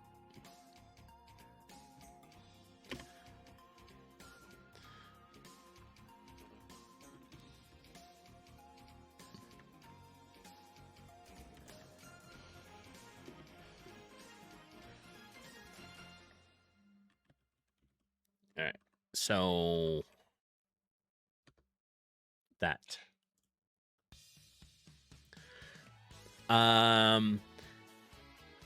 It's not now. She's just procrastinating. True. Jeepin is gonna eat at lunch. In her day. Yes. What? She doesn't need food. Jeepin, you need food. That is supporting the idea, and you need to make sure you eat. I don't care if it's at the food truck. You just need to go eat. That's the way it works, right? For some reason, you realize your brain doesn't type in the C in obscure. Yeah, I think that was throwing me off for a little bit, but we got it right. Now we can create a for loop like, all right, let's do the for loop. So we have for var I equals 0.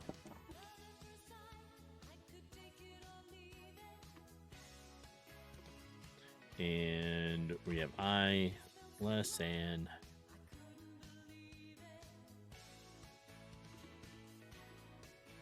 obscure count.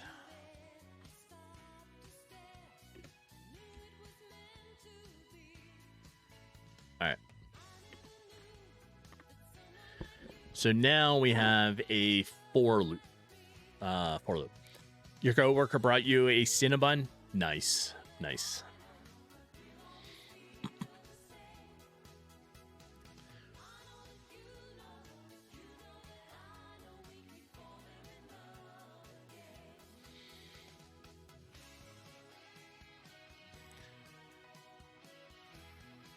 So now we can say, all right, we're going to do a with statement with our obscures. Let's do this as I. And then, so we are targeting each of those objects. And in here, we say, yeah, so obscures is the array that we made earlier, right? And I is the info in the array. So we're saying with that array, we do something. Yes, we do something.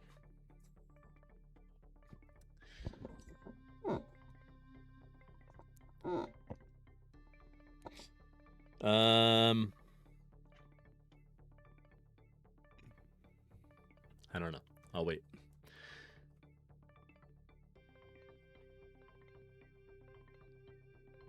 So both Jeepin and I are going through our work schedule adjustment, right?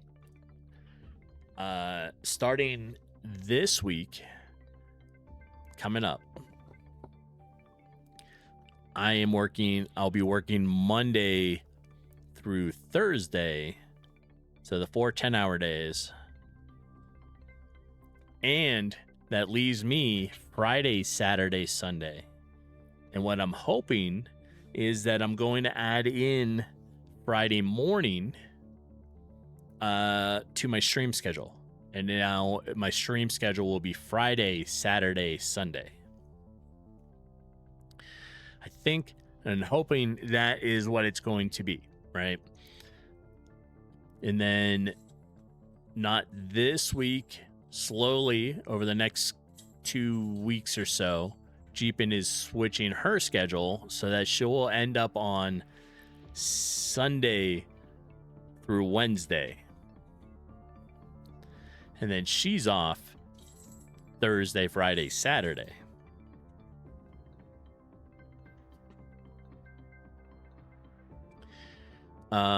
At least it's not super quick, Jeepin. You have a little bit of time to adjust.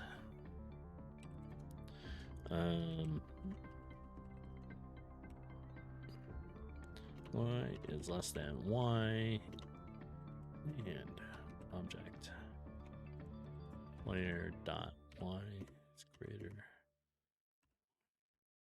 minus the sprite height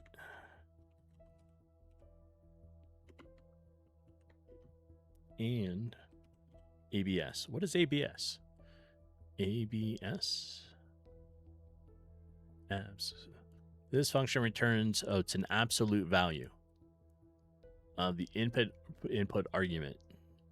So it's a positive value. Okay. Sorry. So we have absolute value of our X minus object player.x, which is less than 120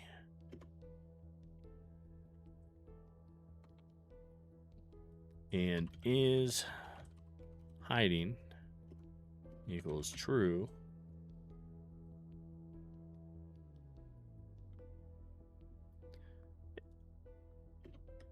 else is hiding equals false. All right. That should be it.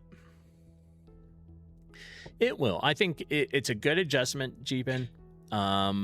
You're going to have a different set of people that you get to work with.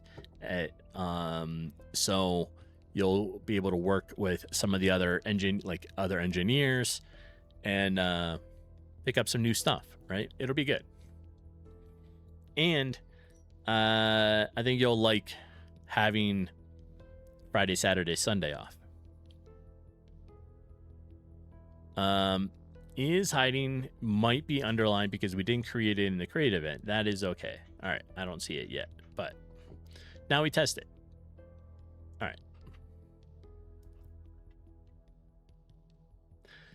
Yeah, I'm going to put a comment there because I'll come back to it and I'll be like, I don't even understand what we just did. What is this? Yeah, there'll be a comment there. We'll do it in a minute. Yep. All right.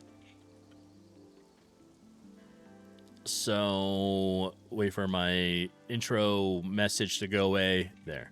All right. So we are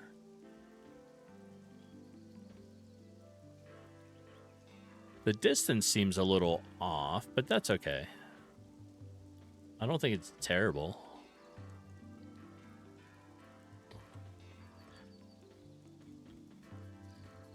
Oh, get away from me. Oh, damn it.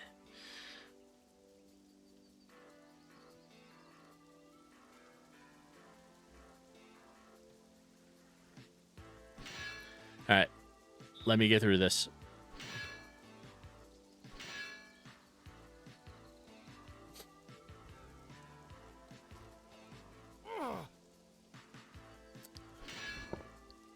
The run command is not working right now.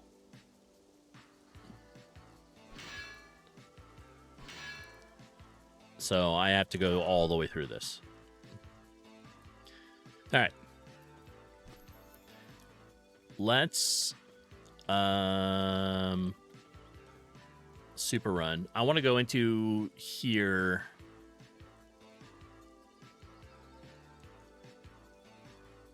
Because this is where those big trees are. All right. I don't think it looks bad. You know, it now takes into account the height of the actual sprites.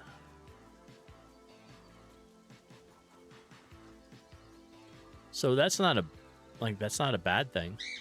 And that's why, like, as soon as I get close to it and start touching this, it works. Oh, we're changing something? All right, let's close it. In here, no, wait. Let's say, so that's an object player here. So let's say absolute object player X.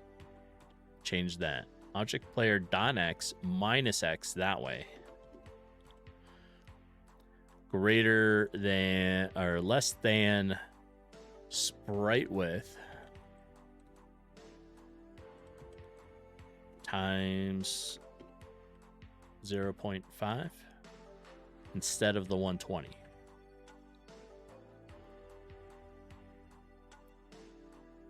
Okay. Absolute value object player dot X minus X less than sprite width times 0.05. There we go. Oh, and I wasn't. Man, that was quick. Was that a whole nother hour? Did I lose time somewhere? I guess that was an hour.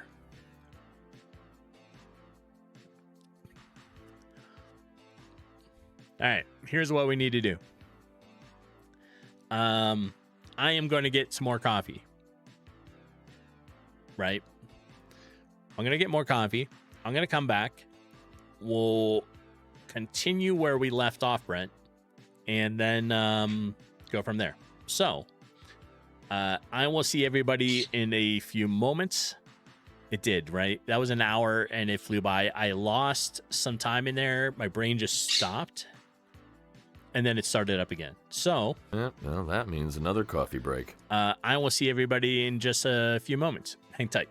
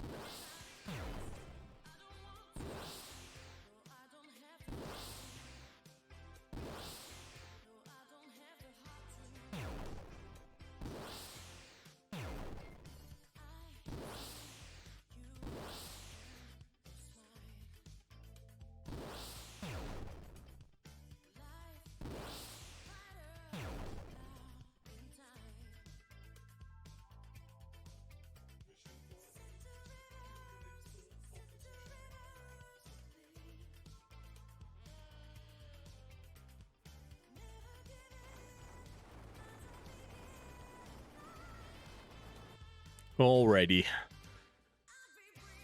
I'm back. Ads aren't done yet, but I'm back.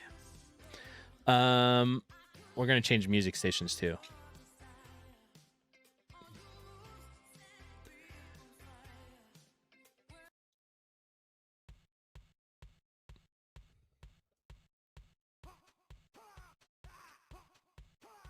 There we go. All right.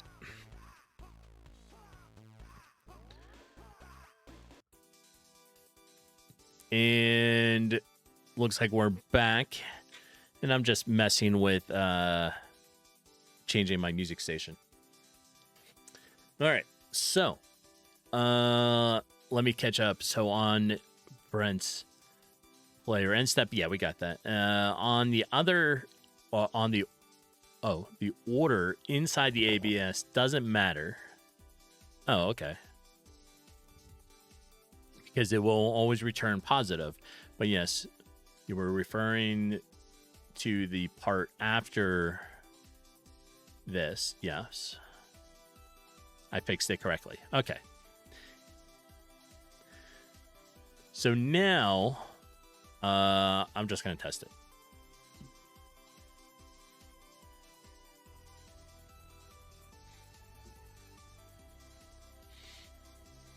Yep. That is always so bright until it starts. There we are.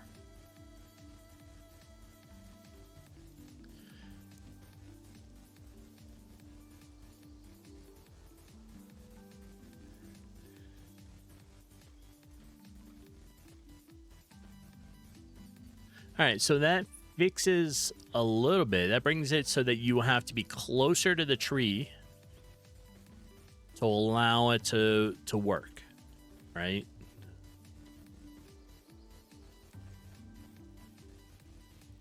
Instead of using the zone of the 120.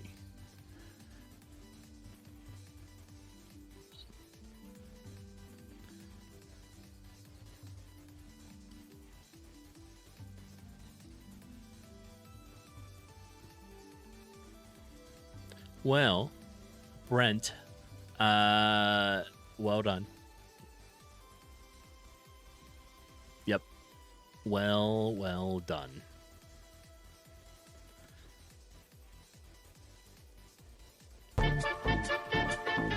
What?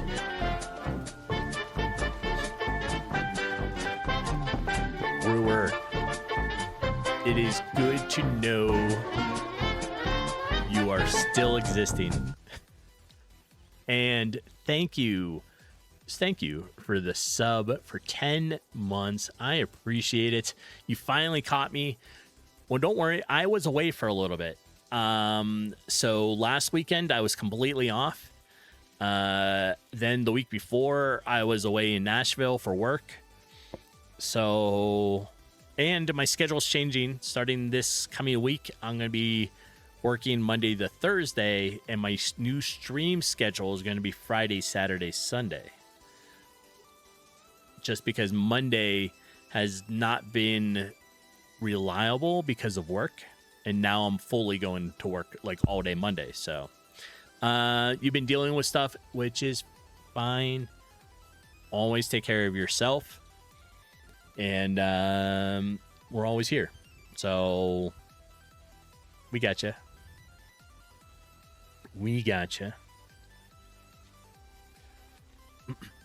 And too bad. Maybe we can align it. I don't know. I have to go to Phoenix at some point. I don't know. Maybe we can align it next time you're out there visiting. So it would be cool. It would be cool to say hi in person. But I hope you've been well, right?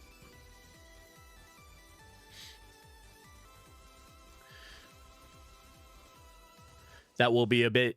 We can work with it. True. Yeah, I need to go visit some stuff, and Phoenix is the closest one that has that's the type of place I need to go. But you know, anyways, we can talk about more on how you've been later. Sure, I am usually around. Last weekend, all I did was play Power World. My brain couldn't focus and handle anything else. I opened my game stuff and I just stared at the code. Nothing worked. Nothing worked. So I just played Power World all weekend. I couldn't stream. I couldn't do anything. I was just so burnt out. I was like, all right, this is what we're doing. Is there an IKEA in Phoenix? Yes. Jeepin. I shouldn't say it, but yes. There is the closest IKEAs are in Phoenix or Denver, and they're both about the same amount of time from us. But yes, there is one in Phoenix. Yep. Yep.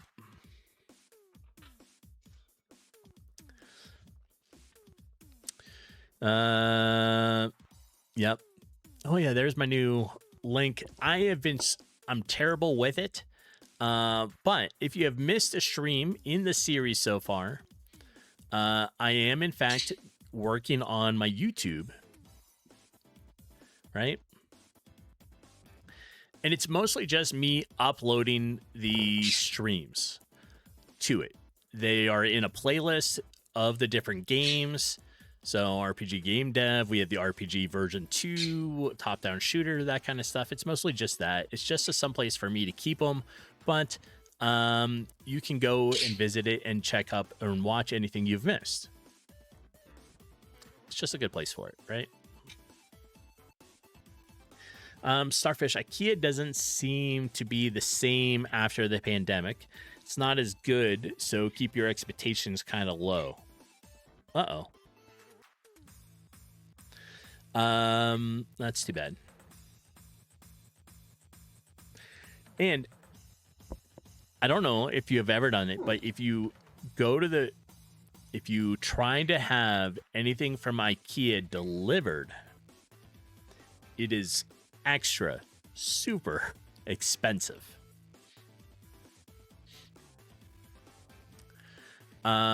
Also, I feel like the quality of a lot of things has gone down again. So whatever timeline that we're currently shifted into, IKEA seems to be affected with their quality too. So, just saying. But I've noticed there's been another shift with the quality of work, right? Things aren't what they used to be. They're designed to be used, and then they break, and then they're meant to be replaced. That's it. I don't really know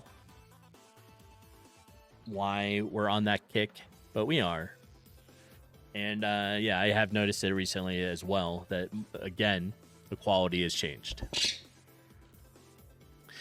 But anyways, so thanks to thanks to Brent, we fixed up my sort of transparency of the objects. Right now it's just on the trees, but the objects, so you can see behind them, right? It's working well. So well done, Brent. Right? Before, the circle transparency was really a kind of a circle and was only covering the bottom part of this. So with some of these taller trees, they would still block your view if you're near the top of the tree, right? So now it hides the whole thing because we included the sprite height. Very smart thinking. So I appreciate the help on that. I think it works, like it looks good now, right? And it's hiding it well, and you can see the like hidden objects like this treasure chest more I forgot that guy was there. Oh no. All right. Anyways, we need to move that over. I still have to fix the run command, and we'll get to that, right? So let me finish this battle, and then we will take care of a soapy thing. I heard it.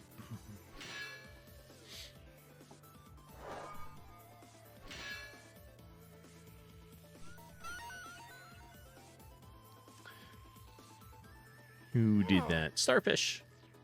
I appreciate that. She appreciates that.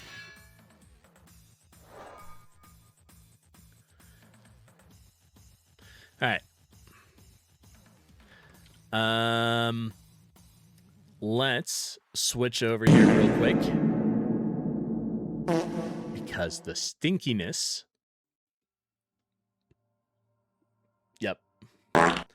Also, there it goes. I was like, ignore the camera changing colors. It's just picking up, I don't know, light. Right? It's not color changing in this in here. Ignore it. And ignore that other one. I heard that little short fart. I did. All right. Well,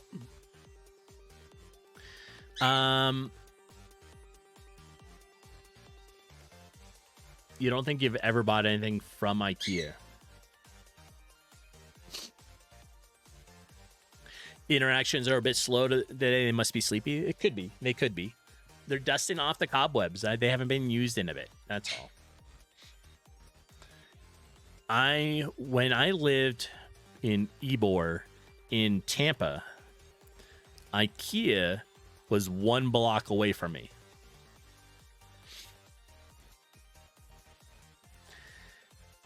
When I bought everything in my apartment at the time from IKEA. Yeah. It was, I mean, like, then this was a number of years ago, so it was nice. But yeah, I bought everything. I showed up, put everything together, and there was my apartment, right? But yeah, it was dangerous having IKEA 1 block from me.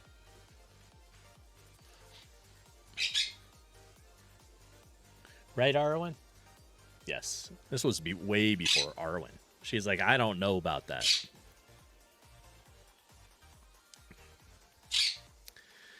Yep.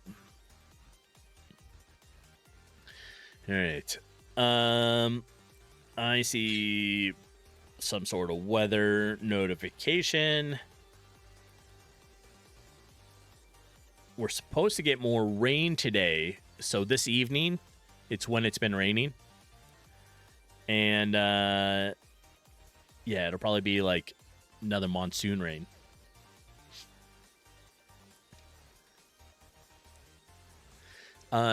It's a bit dangerous. They make things fit in their displays thinking you could do it too.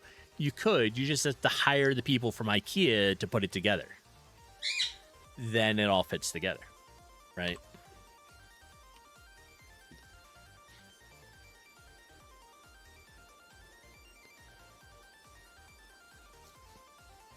Yeah, lots of storms. Well, we're in monsoon season here, which is needed because the Rio Grande had dried up, right? So, yeah. If you like puzzles, IKEA is the place for you. True. It is.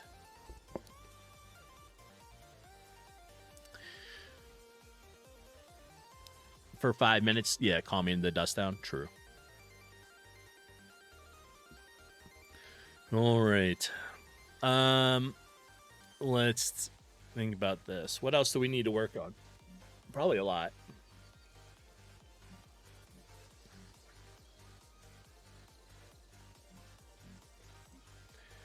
Let's minimize, or let's close it. Let's work on some of these treasure chests. Right?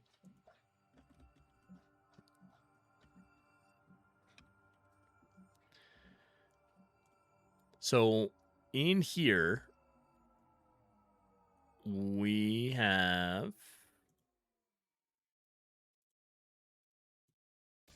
they're in this one. All right.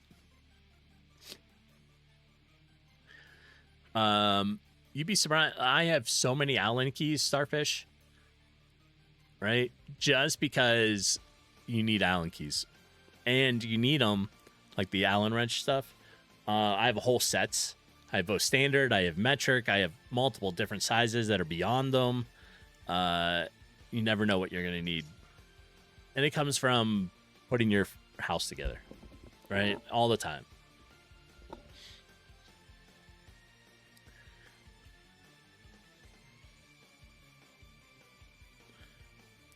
All right. We have 1, 2, 3, 4 chests in this little area.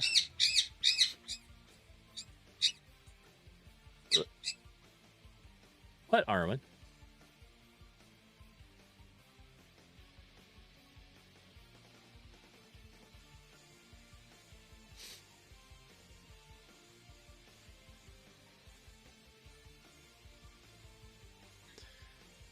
Where do we want it? How about like partially hidden? All right, so that'll give us 5.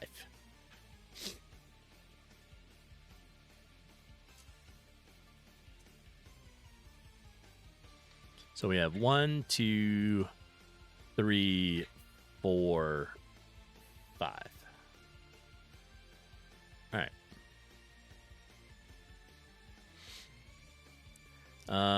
The marsh area, we'll just roughly put them out. I still have to finish doing the tree stuff for here.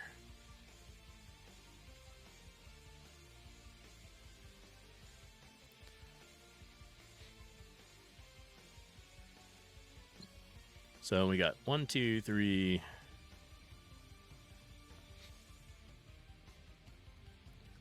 Like 4.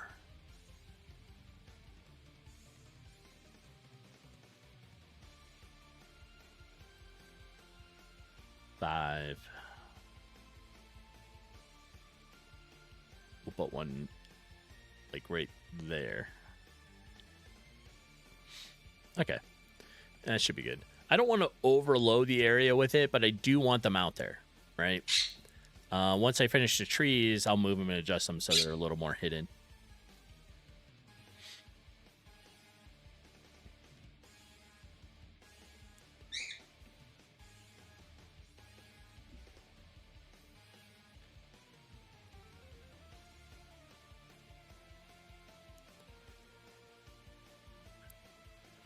Where do we want that? All the way up here? Maybe.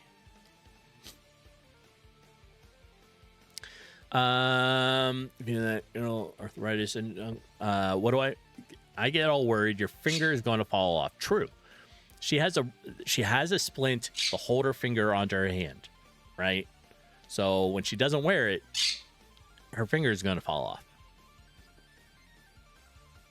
It is the hold the finger on splint.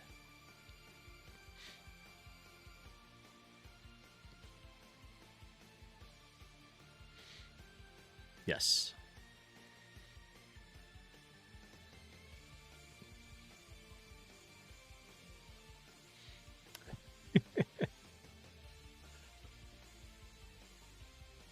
Yep.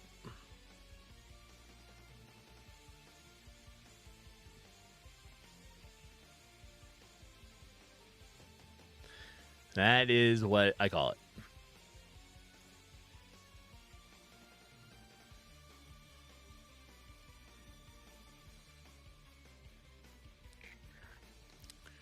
Where do we want this? Up here? We'll put it back there.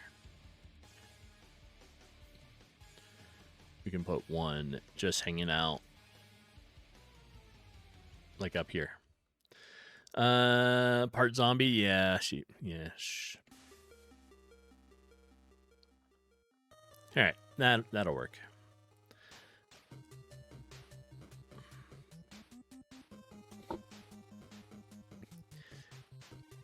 So quest-wise, we're pretty good. We were working on finishing up this so we can complete here.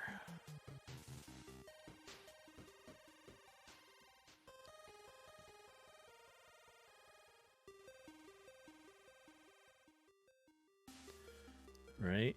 And then once you finish up the skeletons, it will make it so that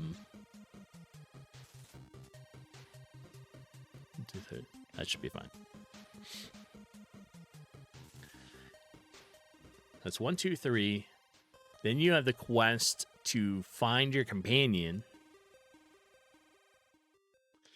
And you got to do the quest. So I think what we're going to do now is we're going to go in here. We're going to turn off these 3 enemies.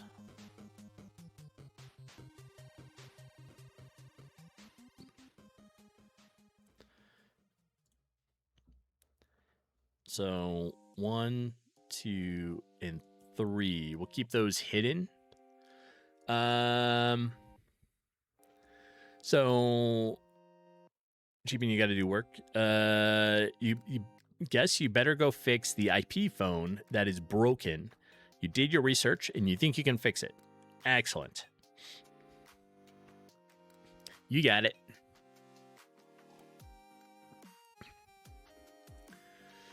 All right, let's run the game. Let's play through it and start trying to find things that we need to fix.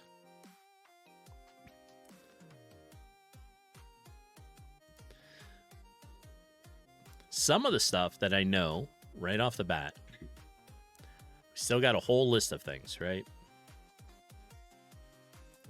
Open up my notepad here.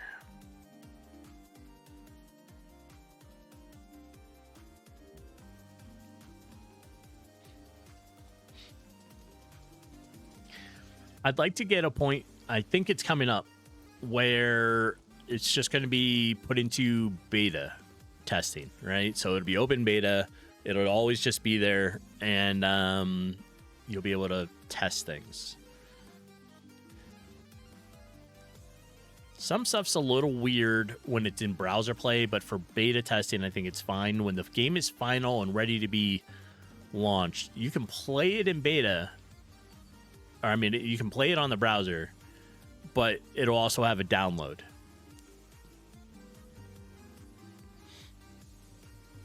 All right. So, since I know it, when we open up inventory, we want more tutorials, right? With the tutorials, we want an inventory one.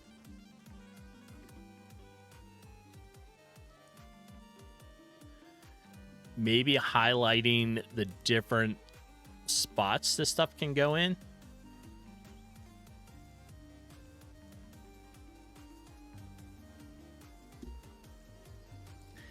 And talking about the gear, the stat points,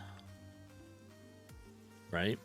So this whole gear section, these stat points, we have 10 points you can start with. They currently don't do a thing. The menu and the ability to change the points was completed, but I haven't added anything else to it yet. And the only thing is, the weapon, your damage, is affected, right? So the stuff changes. You have an AC for armor class of 5, and your damage of this is what it is. Like, that's how much it is. So if you don't have the sword equipped, you're only going to do an attack modifier of 1. So you're only going to be doing like 1 point of damage. All right.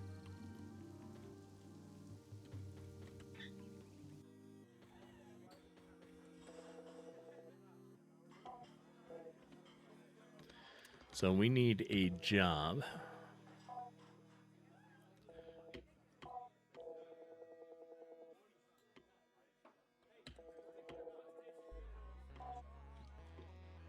All right.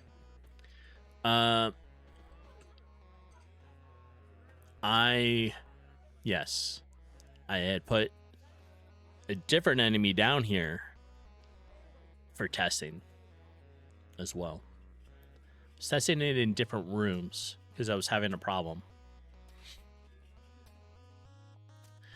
So we'll get rid of these guys. First time you go through your combat, you do have this tutorial. It only covers really 4 areas, and that's kind of it. One,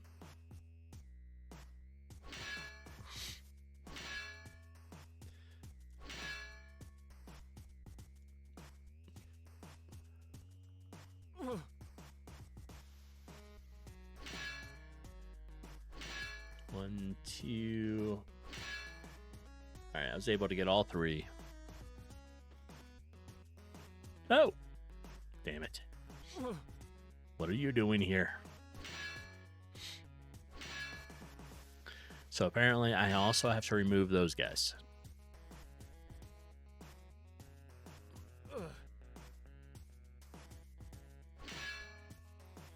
Yes, yes. Oh. Oh, man. All right.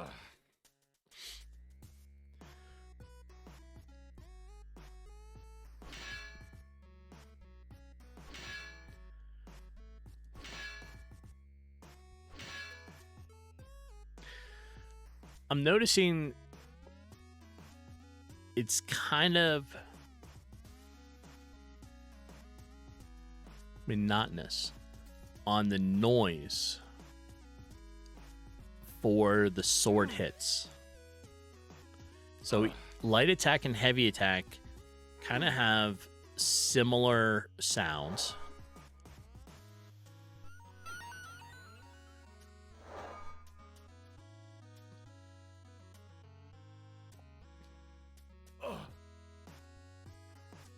All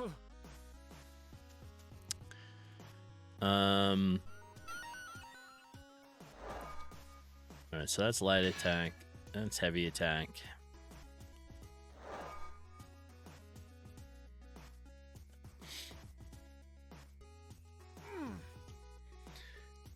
I have it set so when the player gets hurt, it picks from I think I have 6 or 7 different sound effects. And maybe it needs to be the same for that sword hit.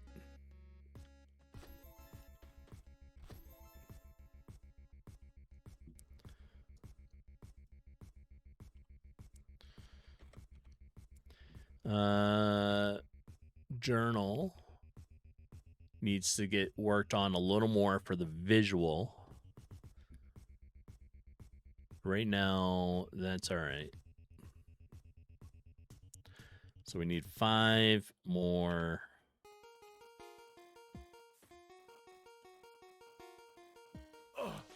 Gotta give this 4.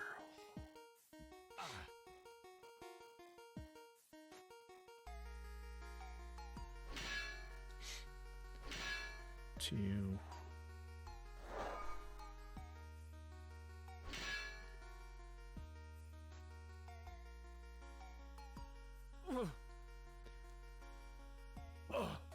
So while I'm going through this, chat, if you think of anything that you watch or happens and you feel like it needs to be adjusted,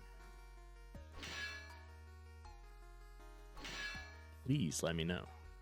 Also, on the web whiteboard, which the link is at the top of chat, we were trying to come up with new ideas for the way the Wisp needs to look, right? So the Wisp is a character you pick up eventually in the game.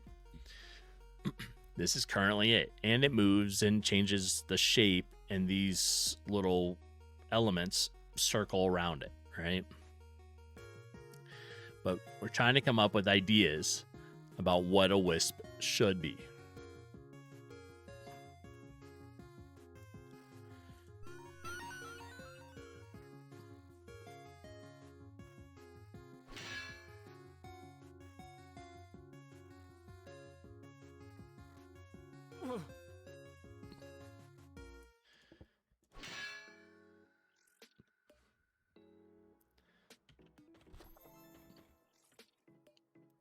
All right, we'll do perfect. It's just 1.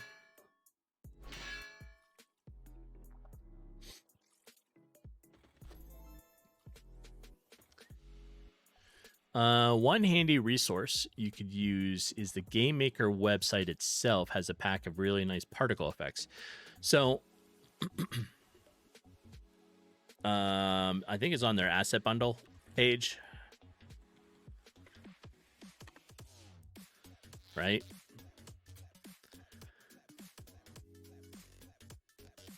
Here's what I think you were talking about. This, like these ones.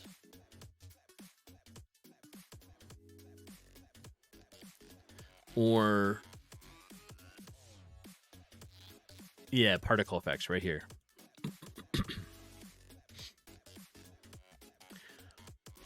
Yeah, so they have some really nice stuff, and some of this stuff may, like this blue one, might be really good. I have it. I have to go through it, but I have it. That might be nice.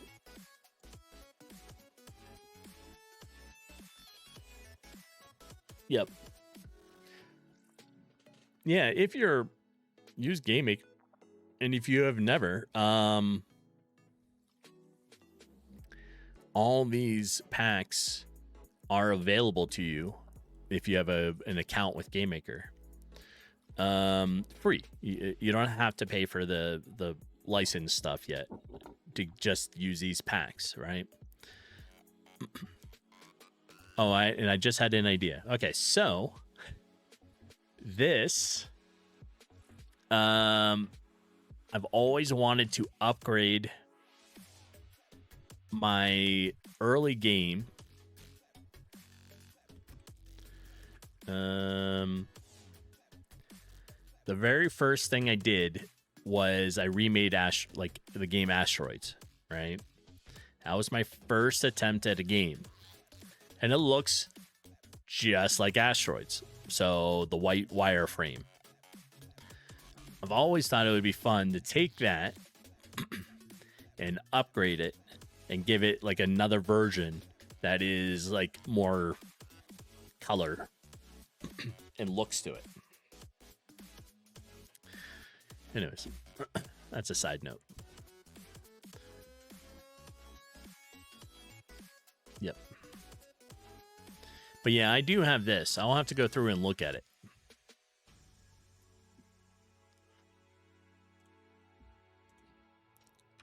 Uh, 10 out of 10. All right. Nope. Stay away.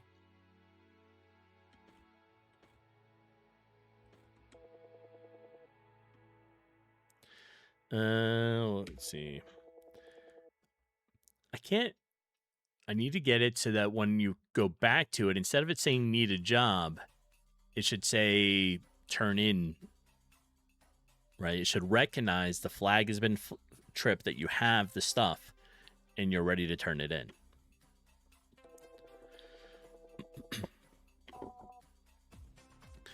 And I don't know how well you can hear it on stream because music. But the conversation has different tones for the player and the NPC.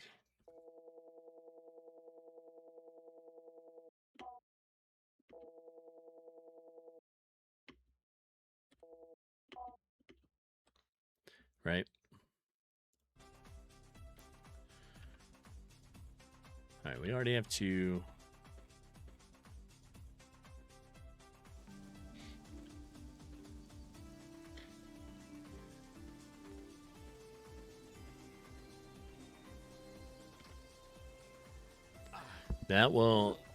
That should put us at 7, so that should be okay. And I got to figure out, I got to spend some time and do some research into how armor class is actually applied on the character, right? Like how many armor points you have, how it works on defense, that kind of stuff. And how the stats should be applied. And maybe I don't need as many stats there as I have, but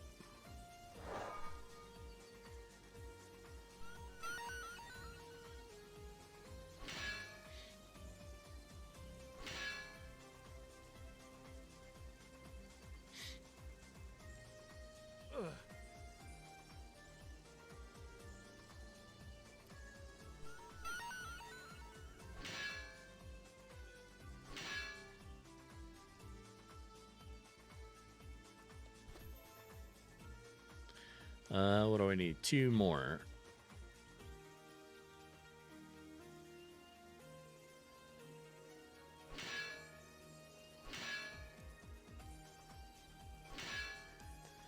All right, we can get rid of the first one. We need to end turn. 4. There was a suggestion a couple weeks ago, 2-3 weeks ago now, that this panel should always stay there, so that while you are being hit, you can see the update.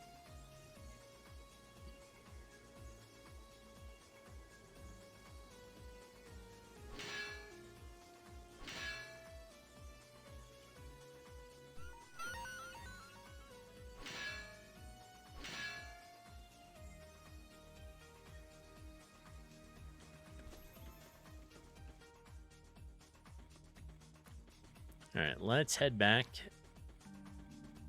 because we have enough to complete the quest. Yeah, you agree with that? I think so too. I just have to get it done. That way The character panel is just always there. And it helps, right? I think originally we were hiding it just to make it so that everything was showing up on the player's turn, but, you know.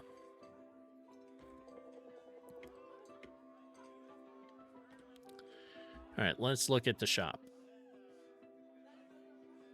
I still have an inventory bug. When turning in quest items, it alters item location. All right, so I still have this bug, right?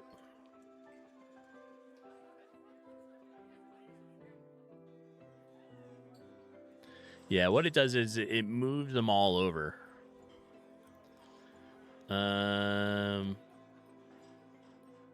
We're gonna buy this. We're gonna buy a second one. These guys are all the same. Well, the fish costs more, but does more, so we'll buy that. And we have a banana, because we want to be on the same page as Jeepin, because that's what she took with her today. All right, so we did that with that.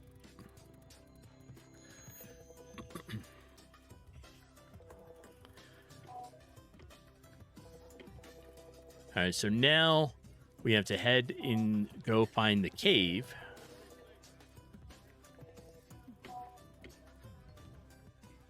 Right?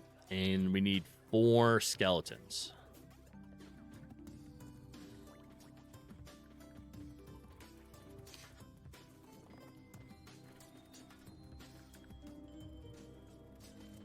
There also needs to be more... I have to work on some more creatures that are going to be hidden in here.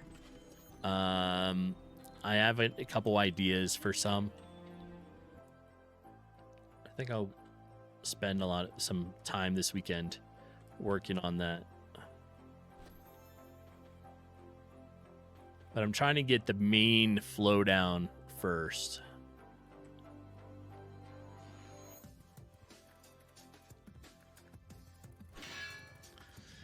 I do have it, Brent, for you can click on things, right? As well as I can choose to hit E with it. There we are. Level 3, fully healed up. And we gained 5 HP. Yeah, so it's a combo, right? I find I do both. Some of it is because I already click on this. I just hit click, like press the left mouse button again.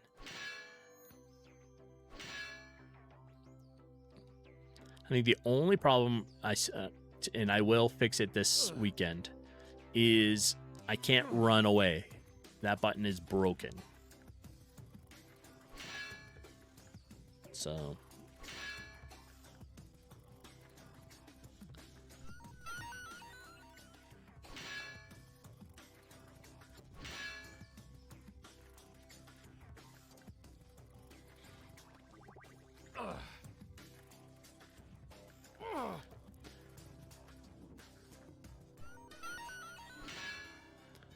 but overall, I think this is going pretty good. Mr. Anderson, welcome in, Q-Matter. How you doing?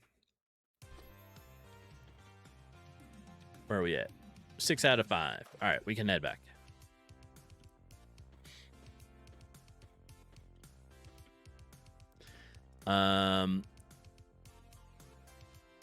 For the next beta test stuff, I will continue to have the debug buttons over here. But after that, I'll probably start hiding it. You're good? You're just chilling? Excellent. That's kind of all I'm doing right now, too. You know, minus fixing some stuff. We're currently doing a playthrough.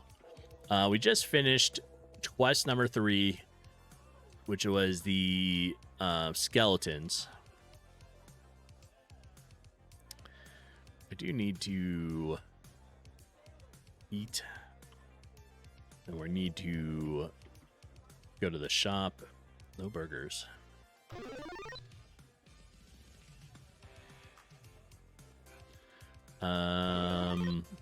And right now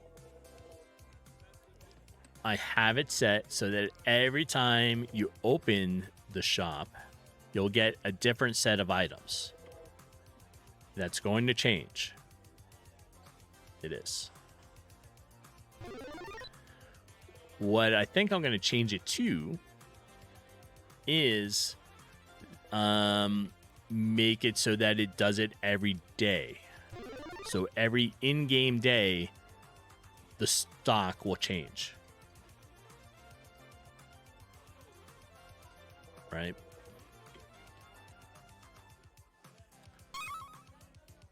Uh-oh. Did I just break it? Dang. I did break it. And we were doing so good. What? Let me see what my error message is here.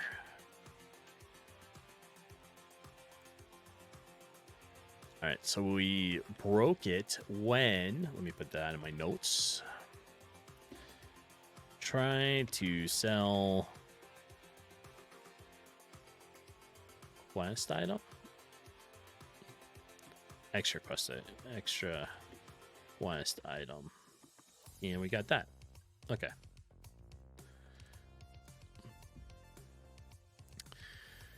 So that gives me a few things to try to work on for this weekend. Along with, I'm currently really enjoying playing Pow World. So I know I want to do that.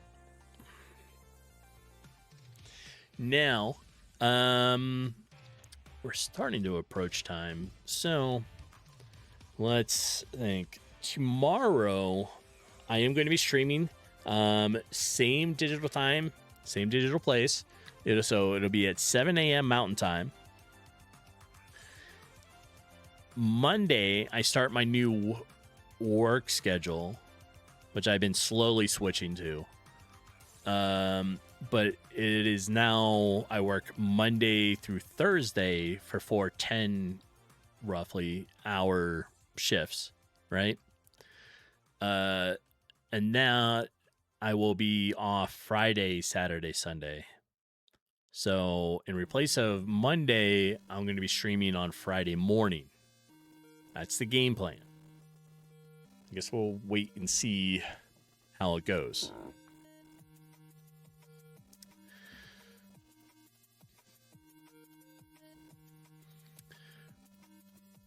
But we'll see. We're starting the game back up.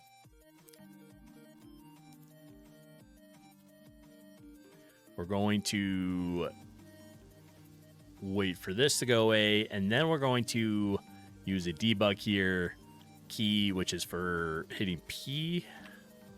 That grants me all first, 3 level quest.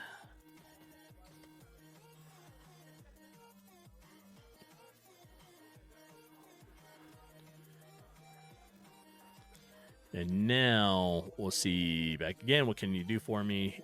Do you have a job? Great. Got a few jobs. Oh, what you got? Missing adventure. All right, so this really kind of starts some extra stuff. This sends you back into the cave, but also helps you find the wisp.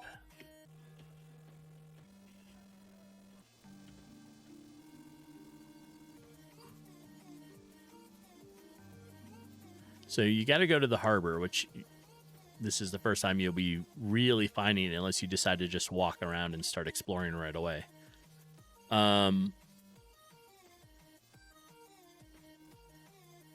And let's see, it's head up north. There. This is the Wisp character. This is the image that we're going to be changing. Hopefully, maybe I'll try it this weekend. I'm going to check out I have that particle pack.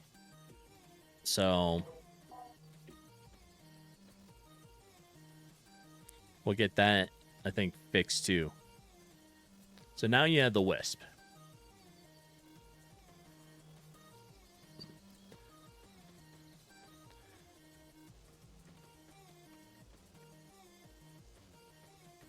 And it lerps okay.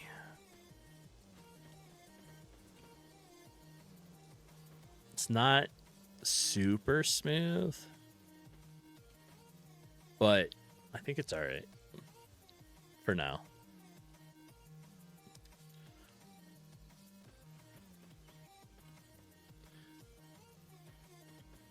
All right, so today, we got the transparency stuff showing up, right?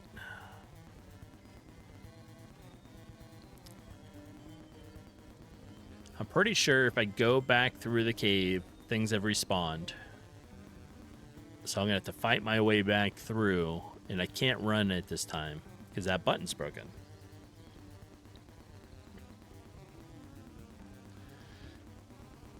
And the Wisp has, like, funny sayings. But I think that's going to be it. Just about 3 hours is what my brain can handle for streaming and coding and everything else. And there's some stuff I need to get done around the house here. Then I'll get back to it. I'm going to work on some game devs and play some Power World. And Brent, I appreciate you hanging out. It was nice talking to you, and thank you for fixing my transparency stuff. So excellent stuff. And Brewer, thank you for being here. It's nice to see you. And if you need anything, Brewer, you and anybody else, you're always welcome. You can message me. And like I said, I'm going to go take care of some stuff around the house. Then I'm going to come back. I'll probably play some Power World for a little bit. And then work on some game dev. But let's see who's out there. I don't even remember who streams on what day anymore. So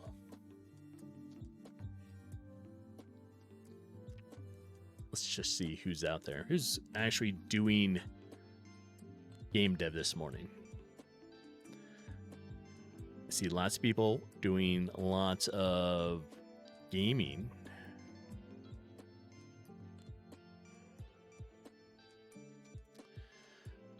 Well, we have not visited two nerdy nerds in a while, so we're gonna do that. And I hope everybody has a good one, right? So I appreciate everyone for being here. Thanks for all the help. We're going to go visit two nerdy nerds, get our day started, and then I will see everybody tomorrow. Same